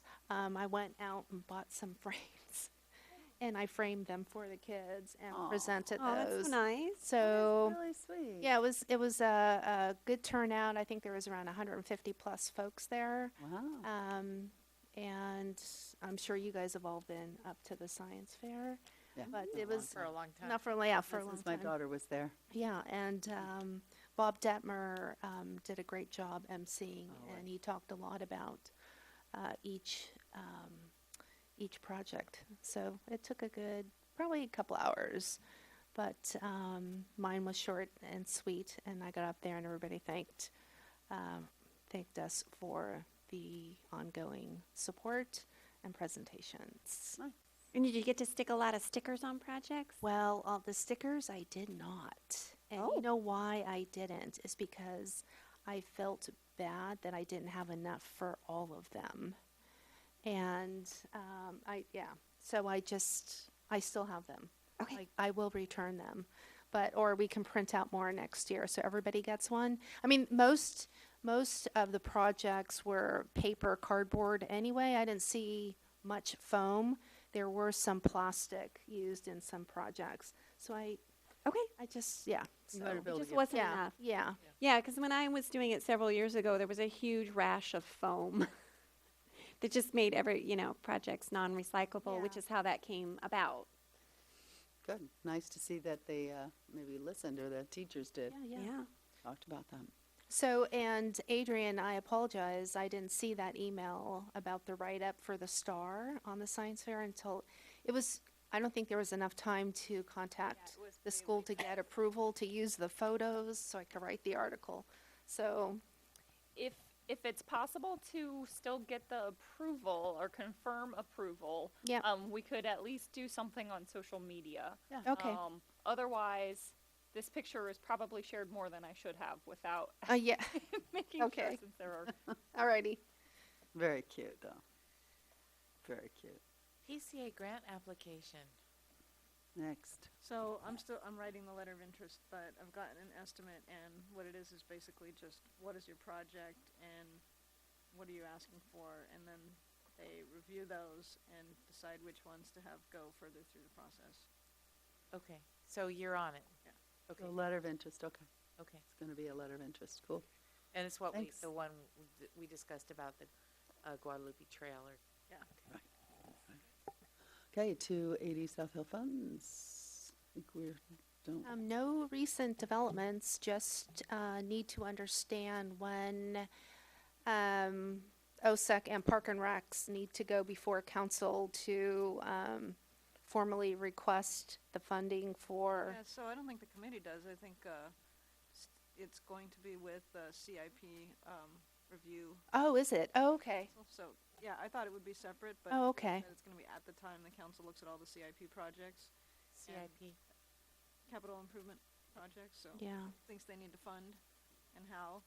And usually, well, it was scheduled for May, but I think they're canceling a meeting, or some of the council members. Yeah, there was a budget meeting that they wasn't it a budget meeting that they canceled? So he'll do the mid-year budget review, which, it's mid-year, it's in. Was it a priorities meeting they canceled? Has that been rescheduled? Yeah, Or, priority-based budgeting is gonna happen maybe at the next meeting, the 7th. okay. Then the mid-year budget review is a little bit later, and the CIP is gonna be a little bit later. I'm hearing early June, so. Yeah, there was one on a weekend coming up, and I can't even remember now what it was, because I deleted it off my calendar, because it was, Oh, that might have been like goal setting or something. I think it was goal setting. I think you're right. So. Has that been rescheduled? No, I don't think so. Well, I don't know, but then I'm Okay. city clerk, so I shouldn't say. Kind of off topic of what I was trying to say is that Sorry.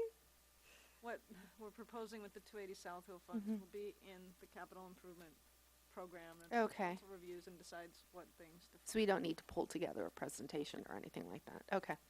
Alrighty. Thank you. All right, and signboard replacement with Park and Rec. I think we've agreed to go forward. I don't know what's the next step or when That things are might gonna- also be with this capital improvement. That's what I was thinking, I so. thought they were Yeah. go some of these alone, but I guess it, Might all go in with OSEC. and Park and Rec. Commission, Yeah. too. Okay, good. That's good, having more power. Liaison for tree ordinance, Ms. Ebel. So we met, we had some things that we wanted to I wanted to discuss further, but we kind of ran out of time. We kind of got in the weeds a little bit, but I feel like overall we've really, hashed out some things. I asked Ken Johnson to give me a copy of the last year's worth of, tree removal applications so that I can apply, hopefully find time to apply the new standards to the previous applications and kind of get an idea, because it's really important to me that I have some sense of where the new ordinance is going to leave us. Because the old ordinance replaced it, was written in such a way that it almost always granted the removal of a tree and very rarely required a replacement tree. And so that left us with a big deficit in our urban forest. And so he said he'd get that to me.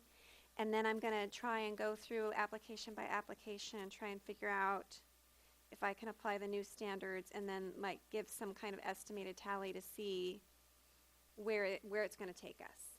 Because to me, that's the really important thing. That's the thing I want to know and I want to understand is what difference this made. But that hasn't happened yet. So let me tell you when it should happen by. Okay.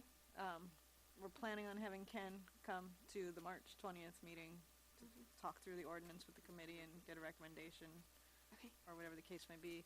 And what we didn't really get to in our subcommittee meeting was that this ordinance it had some references to the public right-of-way, but where this ordinance sits is with other private property kind of parts, and what Ken has jurisdiction over are the trees on private property.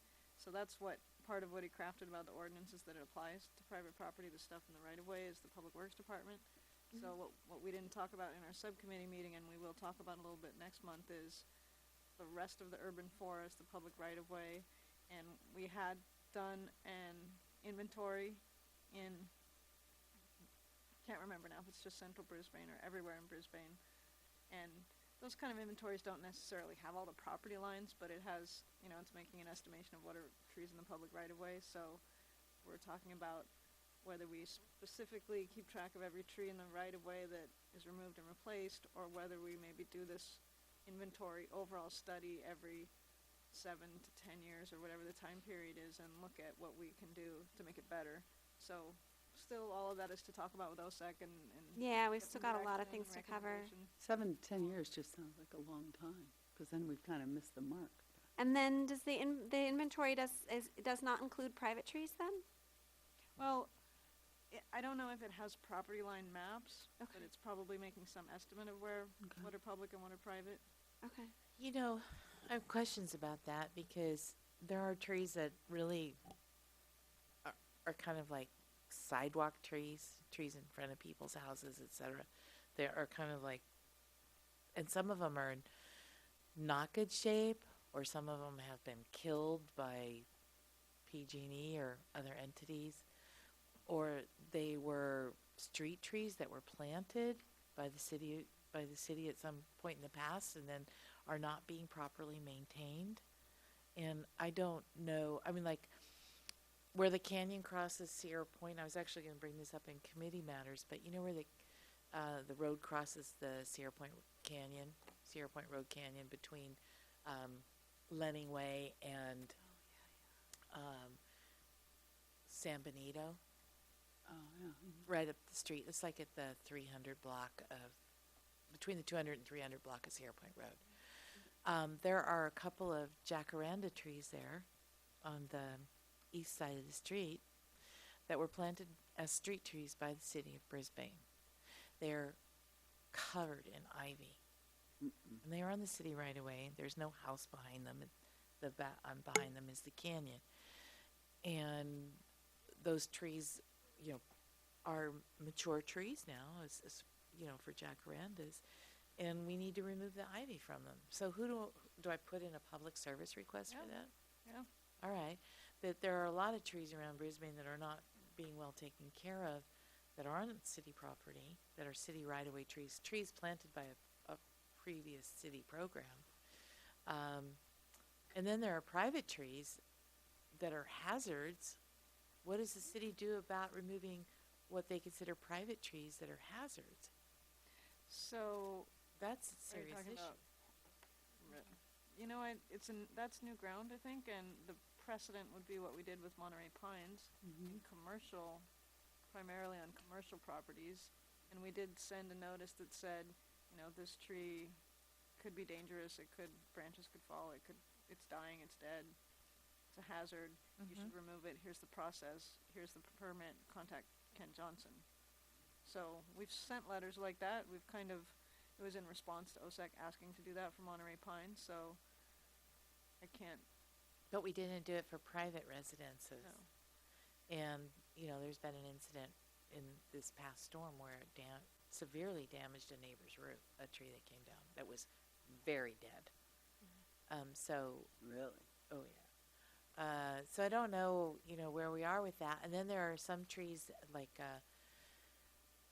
there's a tree, there's some palm trees, which are different, that have been topped and that kills them. And they need to be removed. They're hazards also. Are they private or? They're on the street. They're on the sidewalk. No. So you tell me, are they private? We didn't plant any of those as a city when we did the street tree project, but they were there, so street trees were not planted in lieu of having those there. They're on sidewalk or in frontage Yeah, I mean, property. I think we take ownership if they're in Yeah. public right of way. Public Whether- sidewalk, We can verify that we planted them. They predated Yeah. the starting tree to. project, so a public tree wasn't planted there because one of those trees already existed there. But There- that doesn't mean we couldn't now remove them and then add a new tree. Right. So as for the first comment about a neighbor had a dead tree, I mean, I think that end of it is somewhat complaint driven. I think the city is not proactively sending those kind of. They did, the property owner whose property was damaged had previously sent a notice to the city asking to have that tree removed, and the city said, that's on private property, we can't do anything about it. And subsequently, the tree fell. So what, And I damaged the roof. don't know if it's our discussion, but what happens to that person don't they have to pay for that?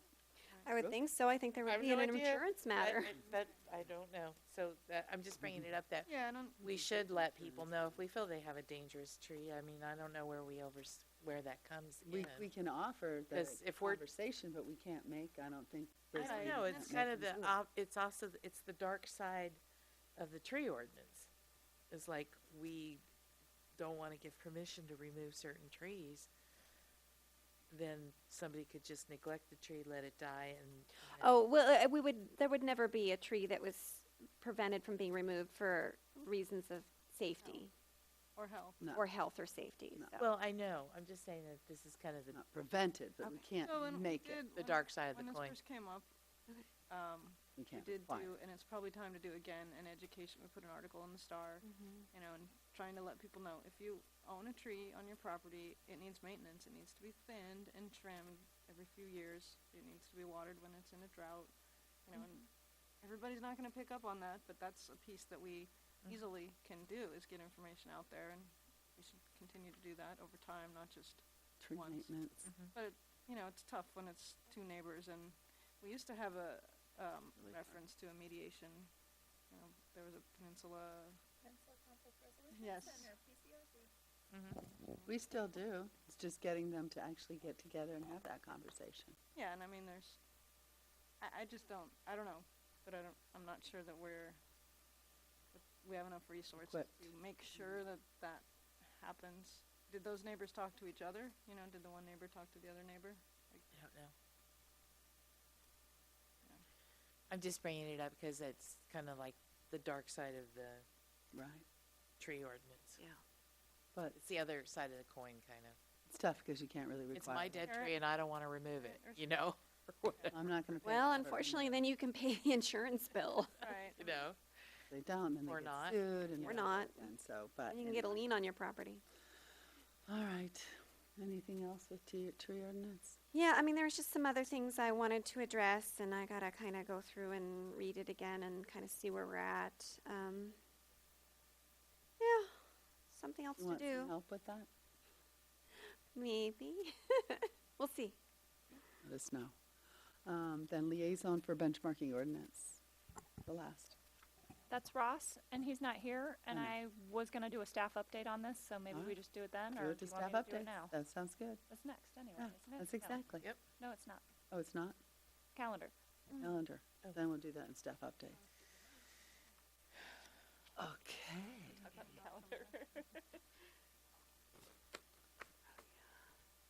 So no action required by OSEC, but just do you have any comments on anything or? Do you know yet? Okay. Do, Scavenger. You don't, yeah, planting day, habitat day. Is, okay. Yeah, I guess the only other thing that I would add is that we may be scheduling the benchmarking workshop, the first one, for April 9th. Tentative time and location TBD, but hoping to nail that down shortly.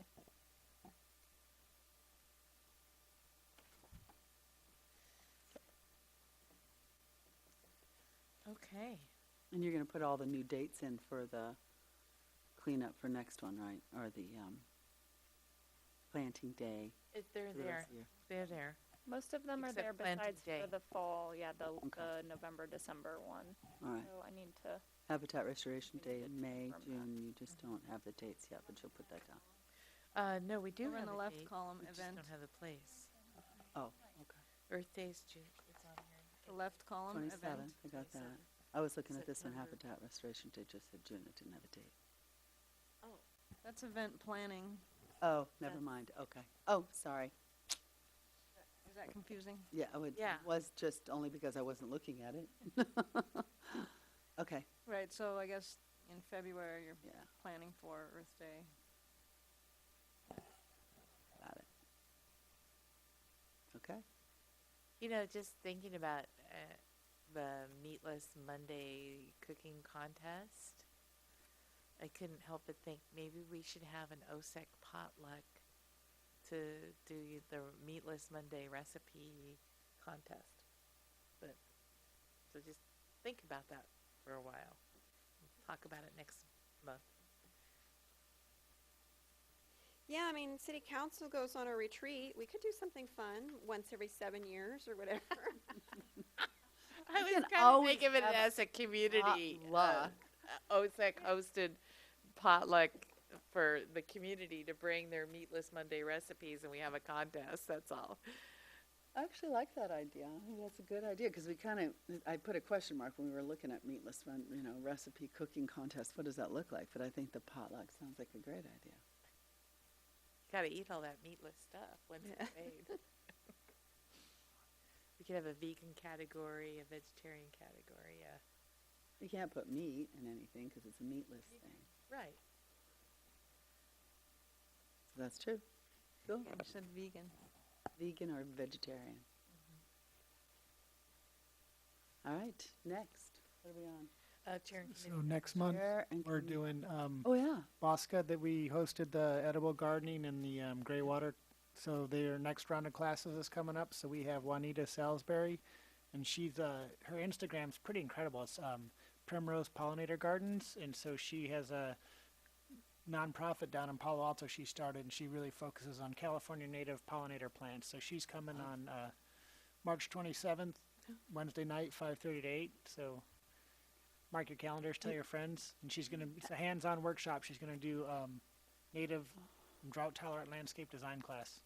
And can you put her information, her website or whatnot in here and when you advertise? Because I think that's great with what, Yeah, that would be good. yeah, Inspire people to come. yeah. Or is it just an Instagram? Yeah, it's like her own personal. I don't know if it's a. Oh, Sure, I'll throw it in the comments of the. Yeah. When I start doing social media, I'll put it down below. okay. Because that all of a sudden I was, because I already wrote it down to come, but that piqued my interest even more, so.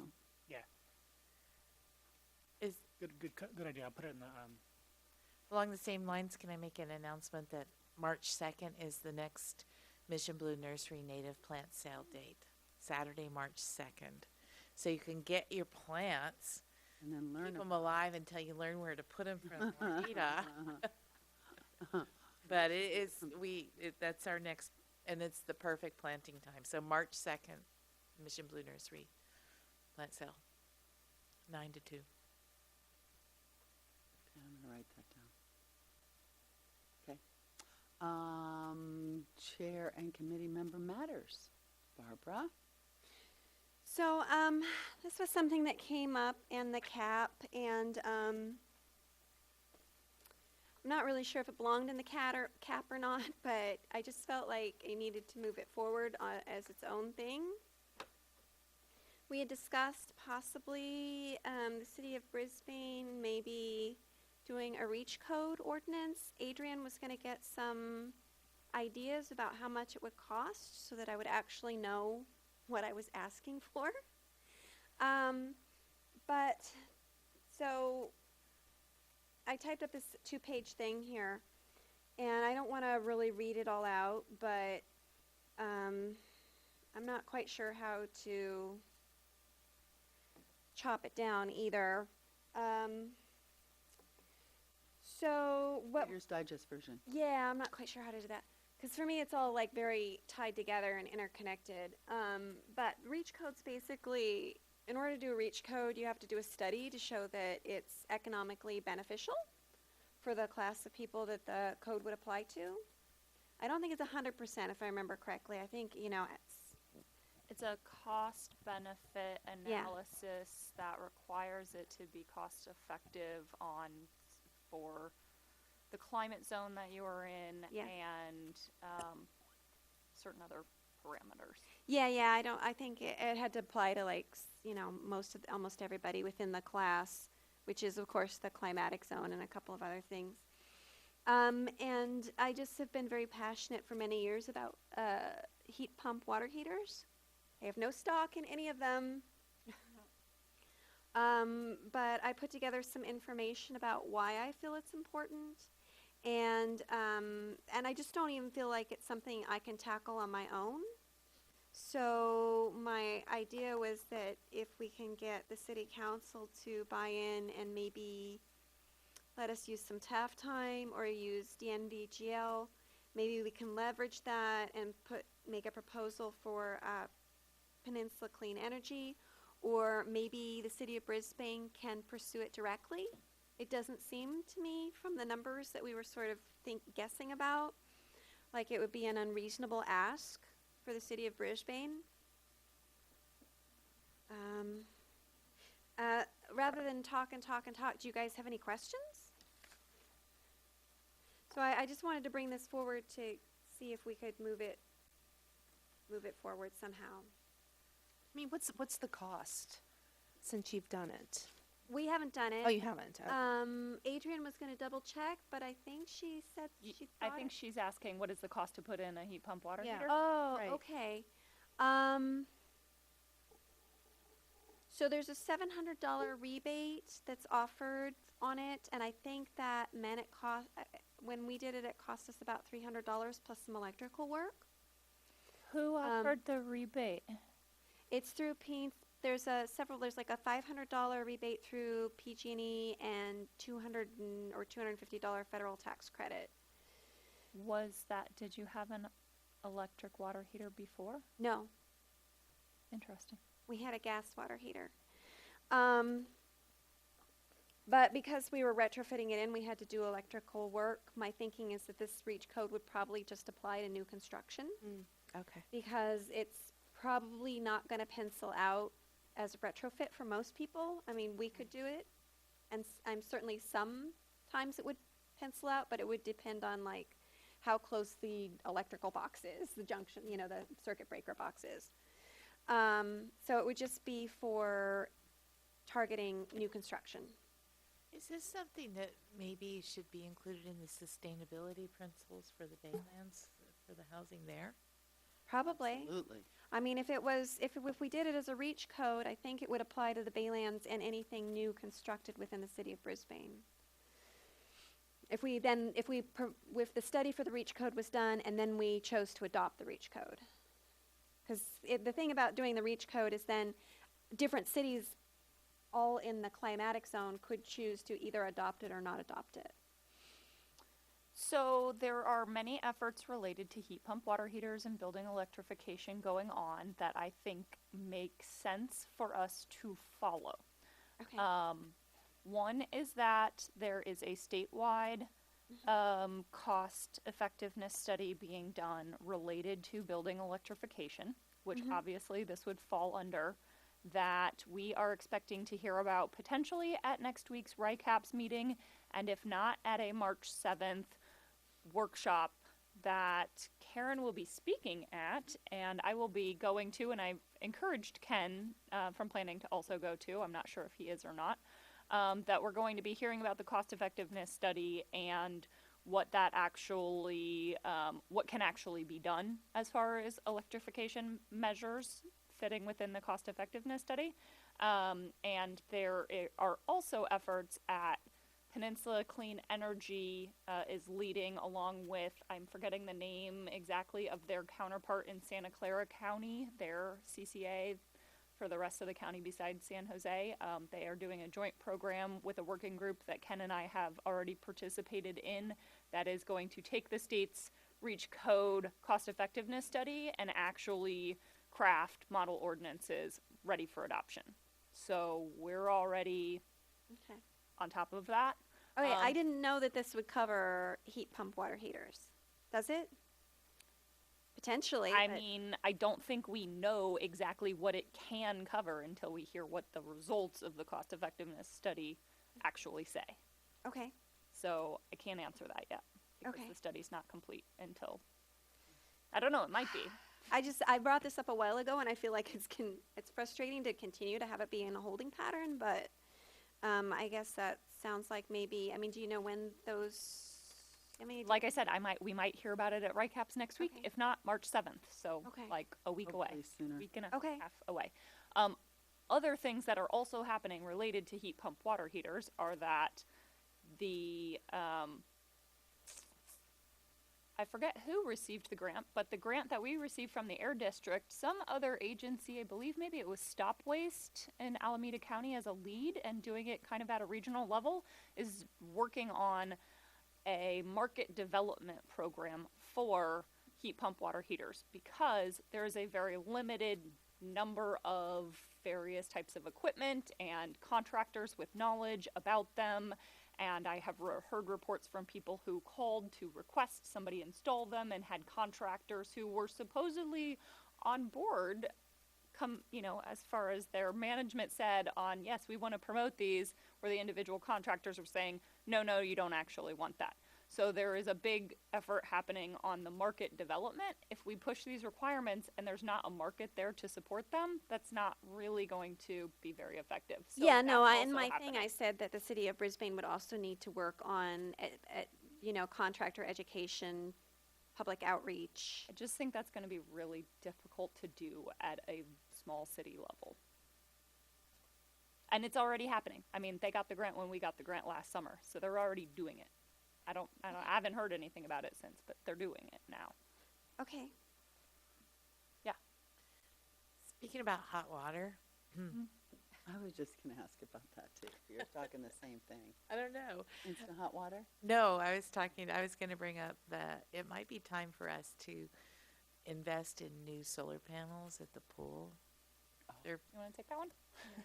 They're pretty old, and I don't think they're very effective anymore. And No. We're dumping them. So we had a Bayran do a zero net energy study. They had funding to do for municipalities, ZNE studies, and we knew that the gas boiler was due for replacement, and we thought that ZNE would be, you wouldn't have gas anymore. You'd have to put something electric in, and then ultimately you would have solar panels. And I thought getting rid of those solar thermal, they haven't produced as much as they promised originally, because solar thermal works better where it's hot, really hot, as opposed to the temperatures that we get. Also, I think the I just also think that the sun doesn't hit the panels early enough to really be beneficial. possibly too. So in the study, they said that we can use heat pumps, and that it would take 3 heat pumps to deliver a certain amount of BTUs that would be equivalent most of the year, but they're not sure in the coldest time in the winter if that would be enough. Like you'd really need 5, and then it becomes kind of cost prohibitive. So they also said that the solar panels have a 25 to 30 year life. We should clean them. We should repair the places where they leak, but they've got many more years left. They were put in like 2007, something like 5 or 7, sometime in there. So they said you keep those because they are not 100% efficient. You don't want them to heat the water up all the way because they can't handle the expansion. So you want those in tandem with, ideally, some solar PV panels. So we would repair them. We'll put in heat pumps outside in the maintenance area, and we would just have the gas boiler be operational in the cold winter months, like these past few cold winter months where it probably wouldn't have heated Like the pool today. Isn't the norm. where Yeah, it I wouldn't have mean, heated the pool used to enough, and be. we'd have a lot of unhappy people, including all of you and all of us. Yeah. So you could actually drain the gas boiler and have it not have its corrosive effect the rest of the year, and it would last a lot longer, so then we wouldn't need to replace it either. So I've just got to put that together as a request for proposal, bring it to council, and get it built. But Yeah. clean the solar thermal panels, fix the places where they leak, and you'll get 10 to 15 more years out of them. And they're not meant to be 100% of the energy. They're meant Right. to. And at this point, I don't think we're asking for solar PV because we're purchasing 100% renewable energy from PCE, and I'm trying to make it a palatable project that is way more energy efficient without being, it'll pay for itself in a number of years. And then the cost of supplying energy to the pool will be lower, so in the economic slower times, we can say it doesn't cost as much to heat as it used to. Yeah. Old system. Yeah, I mean, the panels are dirty now, and at one point they were a couple of years ago, they were so filthy, there was no way the sun Sun could could shine go. through, Yeah, so that's part of it. is that- disgustingly, yeah. Yeah. I mean, are they that hard to clean? I mean, I don't know that we have, maybe you need a boom truck, or you need a scissor lift, or you need to get up there. A good hose? Ladder? Yeah. Long squeegee? Okay, thank you. I have another question about hot water. It's just bothered me, and I don't know if we've talked about it before, and I apologize if we have. But with new builds and whatnot, the instant hot water units, it just seems like, I know we are not in a drought for the first time since I can remember, But we will be again. but how much water gets wasted every time somebody turns their faucet on? And it just sits there and goes down where we're waiting for it to get warm. And countries all over the world you turn it on, it's immediately hot, except for the United States of America. Is there any ideas we have? Above my pay grade. Wrong answer. Well, I mean, Okay, so no, to But be you know what I serious, mean. the amount of time that it takes depends on where you have it located. And yes, having a tank water heater sometimes takes time. Depending on the unique circumstances in your house, one is better than the other, and depends on whether you're prioritizing energy over water or water over energy. So it's basically impossible for me to answer. But Why they have instant hot water in other places, I'm not familiar with mean, that. I would it have to look is into that. true. I've talked to a maybe lot of Bob people. can answer that Yeah. as a former contractor. Put a recirculating pump on your hot water system. Like Adrian is saying, it'll heat up more often, so if you want the convenience of hot water when you turn it on, it's running hot water through your pipes all day long when you're not using it, or you'd have an on-demand water heater at your fixture. Right, so it's usually an on-demand. I'm just wondering if the Right, so if sustainability. it's on-demand underneath your lavatory sink, it's going to be hot faster than if it's in your garage and going upstairs to your lavatory. And I worked on homes and new construction, so for convenience, you can put a pump so it's recirculating back into the hot water heater. So, I mean, those are building codes, and I think that would be a, Recirculating pumps are notorious energy hogs. right, that's what I'm saying, but for convenience, it turns on hot when you stick your hand under the faucet. You're not wasting water, you're just wasting gas. we had a recirculating pump, and we didn't feel like it made a huge difference in our. Heat and how quickly you got it. Oh, it made a huge difference in how quickly we got the hot water, but we didn't see a big jump in our bill. Was that before or after you got solar panels? Before. But I think it depends on how far it's recirculating, you know, if you're, How big is your house? how big is the loop? So, Yeah. Yeah, I'm 3 stories. It's just when I go up, I literally, and I will do it again, I put buckets in my sink Yeah. and then I water my plants outside with it. Because I'm 3 stories and by the time it gets up there, it takes a while. yeah, I mean, there's little point of use heaters that you can stick in I just didn't know if If we've you have the ever el- discussed yeah. it or, if you have the sufficient electrical service. 'Cause those are things that are kind of piggish themselves. interesting, okay. All right, Staff updates? staff updates. Oh, shoot. Oh, shoot, we still have to do that. Don't have it open. If you get an upgrade date, that would be great. I'll just open it here. Well, I know one of the updates was about the benchmarking ordinance, because I didn't talk about it on the other thing. So we had a kickoff meeting on January 30th with that kind of internal stakeholders. And then I actually went to the chamber board meeting this afternoon to, upon Madison's encouragement, to give them a bit of an introduction on that. As Barbara mentioned, we also went through a stakeholder mapping exercise. So really trying to kind of think about who we need to be reaching out to. The tentative date for the first workshop of April 9th. And some really interesting market analysis stuff that our contractors or consultants are working on that I'm hopeful we'll get that link from them soon so I can share that, because they've been putting together some really neat stuff as far as kind of mapping Brisbane's buildings, including residential buildings, actually. So they've got those on the map as well. We'll also note, this feels like a really long time ago now. It was the day after our last meeting. Karen and I gave a presentation to council on our 2018 accomplishments. I was there. I went to that one. You just missed it. You were there, but came right after. Oh, I came right after. Yeah, I was a little late. That's right. Remember. I'm just trying to That's right. climate ready. So the county has also launched another climate collaborative. They're calling Climate Ready San Mateo County. So this is basically, you've probably heard about the sea level rise program that did a vulnerability study and is working on recommendations. This is a secondary effort basically on the other climate adaptation issues. So things like heat and wildfire will be addressed. So I attended a kickoff meeting that was also on January 30th. The city manager and council member Lentz were also at that meeting, and they will have another meeting coming up in the middle of March. So I will continue to follow that.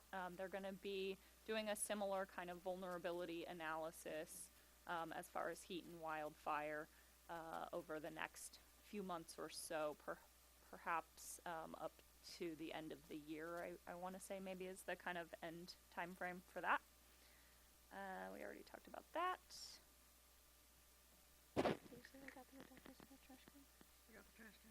Okay, and then Adopt a Spot. Last month I thought they had all of the pieces. They were still waiting on trash cans. Trash cans are now here. So I believe Costaños Canyon has already been installed, and the others should be going out very soon. Yay. Now that they do actually have all of the pieces. Just in time for the raccoon unveiling. Yeah, they were trying to get them out there ahead of that, or it out there. CCAG is doing a green infrastructure modeling project for the whole county, and they asked each agency to supply data to feed into the model and produce what would be good locations to add green infrastructure, what would be the low-hanging fruit that is easy and can capture and is in industrial areas where the water needs to be treated the most. It's also a sustainable streets plan, so they asked about our existing bike and ped facilities and what maps we have, and Bob's playing a big part and other staff in putting together data, and they want GIS files, but we have some of that and we have some just data to give them. That's supposed to happen this year, like be done later this year? I can't remember when. Yeah, we're supposed to give them the data soon. I don't know when they're gonna have their model finished. We had talked about the LEDs at the Northeast Ridge. So we have a contractor that we do a survey of outages every 2 months, and we're to the next cycle that's about to happen. And then a contractor that has boom truck comes out and replaces the light bulbs. So they're going to give us some more models and supply the wattages and the temperatures, so that we kind of thought the 3,000 and the 5,000 Kelvin were something in between might work better. So there should be an email about that to the subcommittee that was looking at that, right? I am Barbara's not making eye contact. Yeah, that's the one where you took a field trip at the last meeting. Yeah. Yeah, so we'll do that again, trying to, Are there that. different lights, this kind of Yeah. lights they're using? Okay, yeah. So one of the things is when the last time they changed out some of those lights, they put them really far apart, and I was really wishing they were kind of, I don't know that they have choices really about which ones but it would be nice to have them like closer together, like, oh, so you could see a series of so, them? yeah, so that I together? could kind of compare. But not so close together that their light pools are mixing. So that's Oh, kind of well, like Every Just other. make it tough. yeah. Come see Barbara. Take a picture, yeah. But it was, I was driving around. Who was it I was driving around with? Glenn, I think, came with me, and we were like, is that what? And we were I like drove up and down the same stretch for a while, like, look at that one, drive back, look at that one, look Yeah, back, nice, look at that one. For some Eh. of that really stormy night. Yeah, no, I wanted to go on the storm. I had gone another night, but I wanted to go on the stormy night too to see if that kind of changed the way that the light penetrated. I don't think it did, but it was nice to confirm that. Yeah, so they were just replacing the ones that were out with LEDs, but they can do other ones, so that Whatever. in a grouping. I can ask. It would be not. I mean, maybe at least once once we narrowed it down, it might be nice to have them like close to each other so we could. Yeah, Whatever. yeah. It's a thought. If it And doesn't work, I don't want to cause a lot of extra work. Just to get this to move, yeah. Adrian mentioned the Bayren Regional Forum on Energy Reach Codes, and I am on the panel talking about lessons learned from our solar reach code, because everybody else stepped back when they asked for a volunteer, and I was Go Karen. standing there, so. I have a question about that. You know, one of the buildings in Croc Industrial Park put an entire array all over their roof in the last, I don't know, year. By right? I think it's by right. Yeah. And are they sharing any data with us? Or can they share any data with us about how effective it's been? That we could maybe use to help encourage. You asked that when we wrote the code. Huh? Why didn't you ask that when we wrote the code? We didn't ask that? That would have been a good time to. Maybe we can amend the code. Maybe they would just share that with Volunteer. us. so Yeah, that maybe we they could just share. encourage other businesses from their positive results. Jennifer, I'm blanking on her last name, but from Byright is on the chamber board, so I've met her a couple of times now, and I know that she mentioned that and also mentioned that they were working on green business certification. Yeah. So I will see if she can voluntarily provide it, but I can't guarantee that they'll be willing to do that. I would think they would. Because it would really go a long ways to encouraging other tenants and property owners to maybe put those similar arrays on their roof if they could really see concrete financial benefit for it. the way the Is virus there works. anything we can do to even market or, announce? Oh, we've been or asking that award question or- for 10 years. Oh, But it's a better question every year. It is. Maybe one year we'll actually get an answer. Yeah, so, I mean, okay. Just moving on. I've been working also on the green infrastructure design that's going with the Safe Pedestrian Route to School project that we're hoping to build this construction season. We have a consultant doing the design.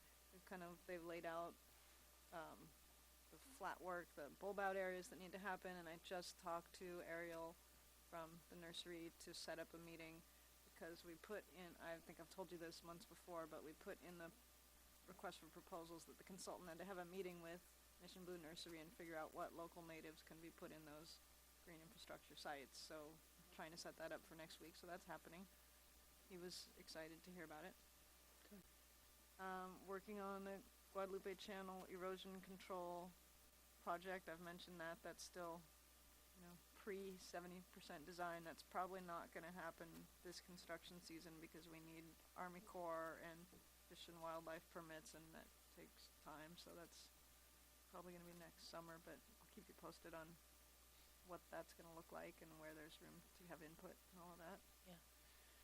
I met with someone from Johnson Controls who had been in contact with the city and does performance contracting, so they're interested in seeing our energy usage, and it's a different model where they'll take your project and promise you certain energy results and have different payment structures. It's kind of a sales thing, but I'm gonna let them look at some of our data and see if anything good comes out of it. And I mentioned the pool project, and we also did a study that I think we mentioned before about City Hall, and another zero net energy study, and about having some resiliency in an emergency if our power were out, that we'd have backup energy for more than, half a day or something that we have from our backup generator. So there might be a place for them to do something like that. And Justin and I went to commute.org's new board member orientation because they invited staff too, and I kind of generally know what they do, but I learned things even at that meeting, so I thought it was pretty productive.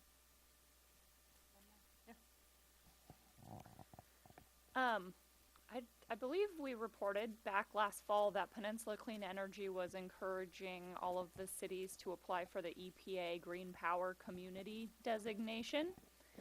I did get an email today. Haven't gotten to read it yet, but I got a surprise package yesterday with some large signs indicating our status as a green power community for 2019. So, like I said, the signs arrived before the email came today telling me that we had actually achieved that. I'll need to look through that, and I believe Peninsula Clean Energy is going to be doing some coordinated marketing throughout the county about all of the cities that went forward with that application. So stay tuned for that. Where are we going to put our sign? I don't know. They're really large, so we got to figure that out. Possibly somewhere near City Hall. No, it should go right at the base of town. Right in, Right next to the Red Bank of America sign. well, kind of. Local humor. Local humor. Local sarcasm.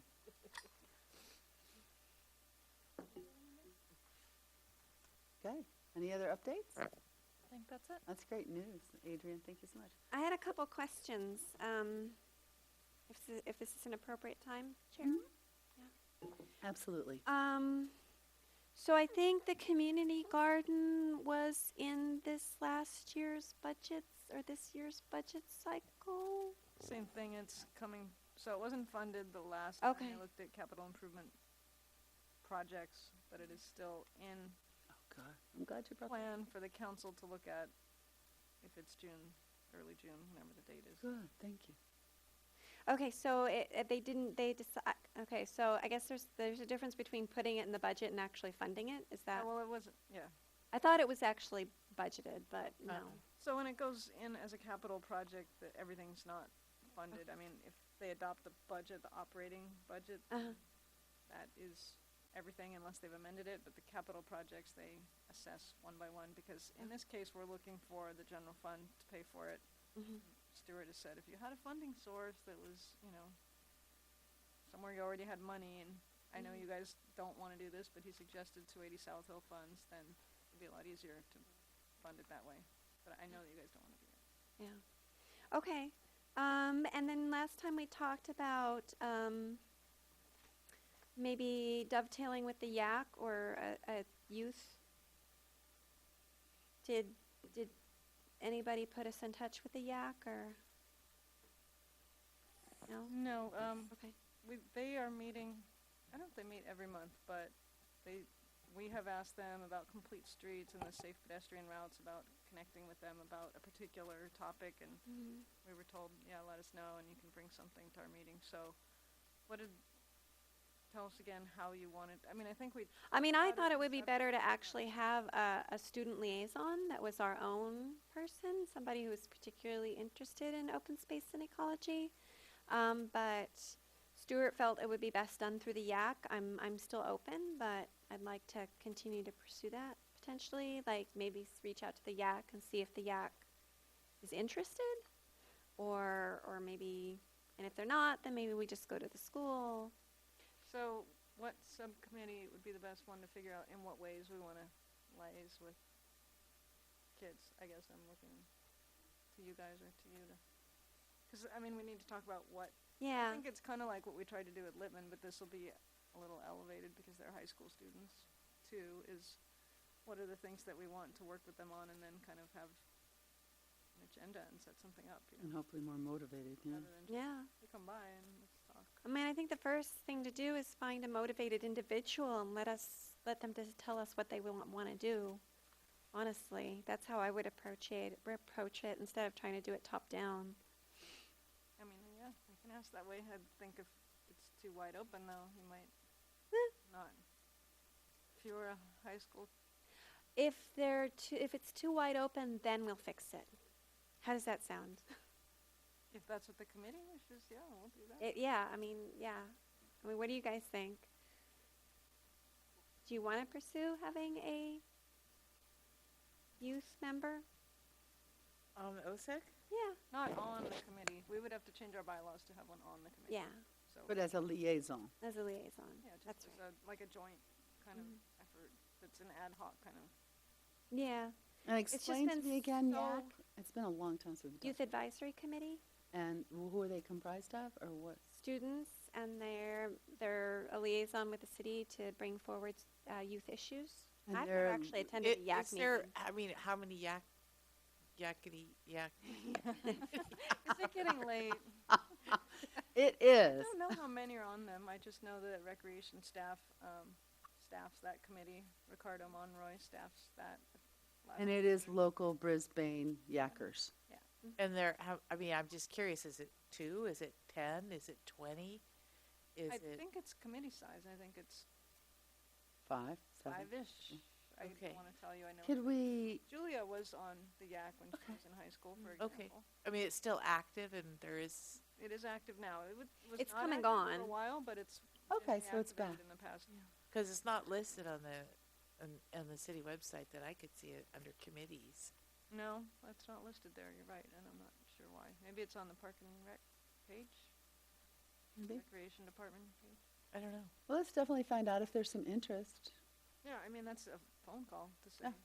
Because it would be interesting to find out what they think are important issues for Yeah. us. Yeah, I mean, I think we've kind of tried it top down to try and engage the schools, and it hasn't worked.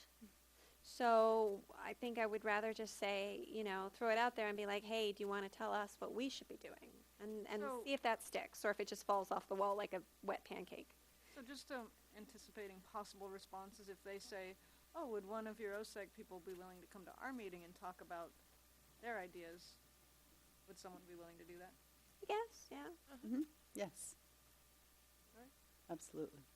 I mean, I don't know if that's going to be the response, but if it is, that will work.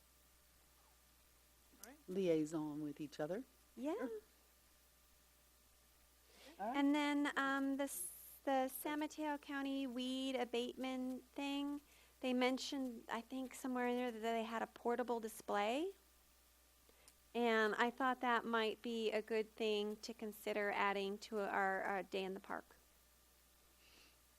Or the library. Right, outreach. and- Or maybe it can go in the library temporarily or something, you know. Weed management? I thought it was the weed management, yeah. Bob, anything? Have you heard of that? What was your question? If they have a display? Yeah, no, I remember reading that somebody, I thought it was weed management had a display. Have I gone bonkers? Is it too late? Do I need to go to bed? You could send me the reference. That Okay. I have not heard or seen a display here. I'm gonna have to do a word find on my document. Okay, if I Because I see one, swore I'll it was let in you weed know. management. I can look into it, but I haven't seen one. Okay. Anything else? That's it. That's all I kind of wanted to follow up on at the moment. Anybody else have anything? All right, well, the next meeting is March 20th, 2019 at 6:30 PM right here. Ken will be at that meeting, correct? And then the meeting is adjourned. Yes. Excellent. To do anything about that? Bang the gavel if you're. Oh, the gavel. Bye. This meeting.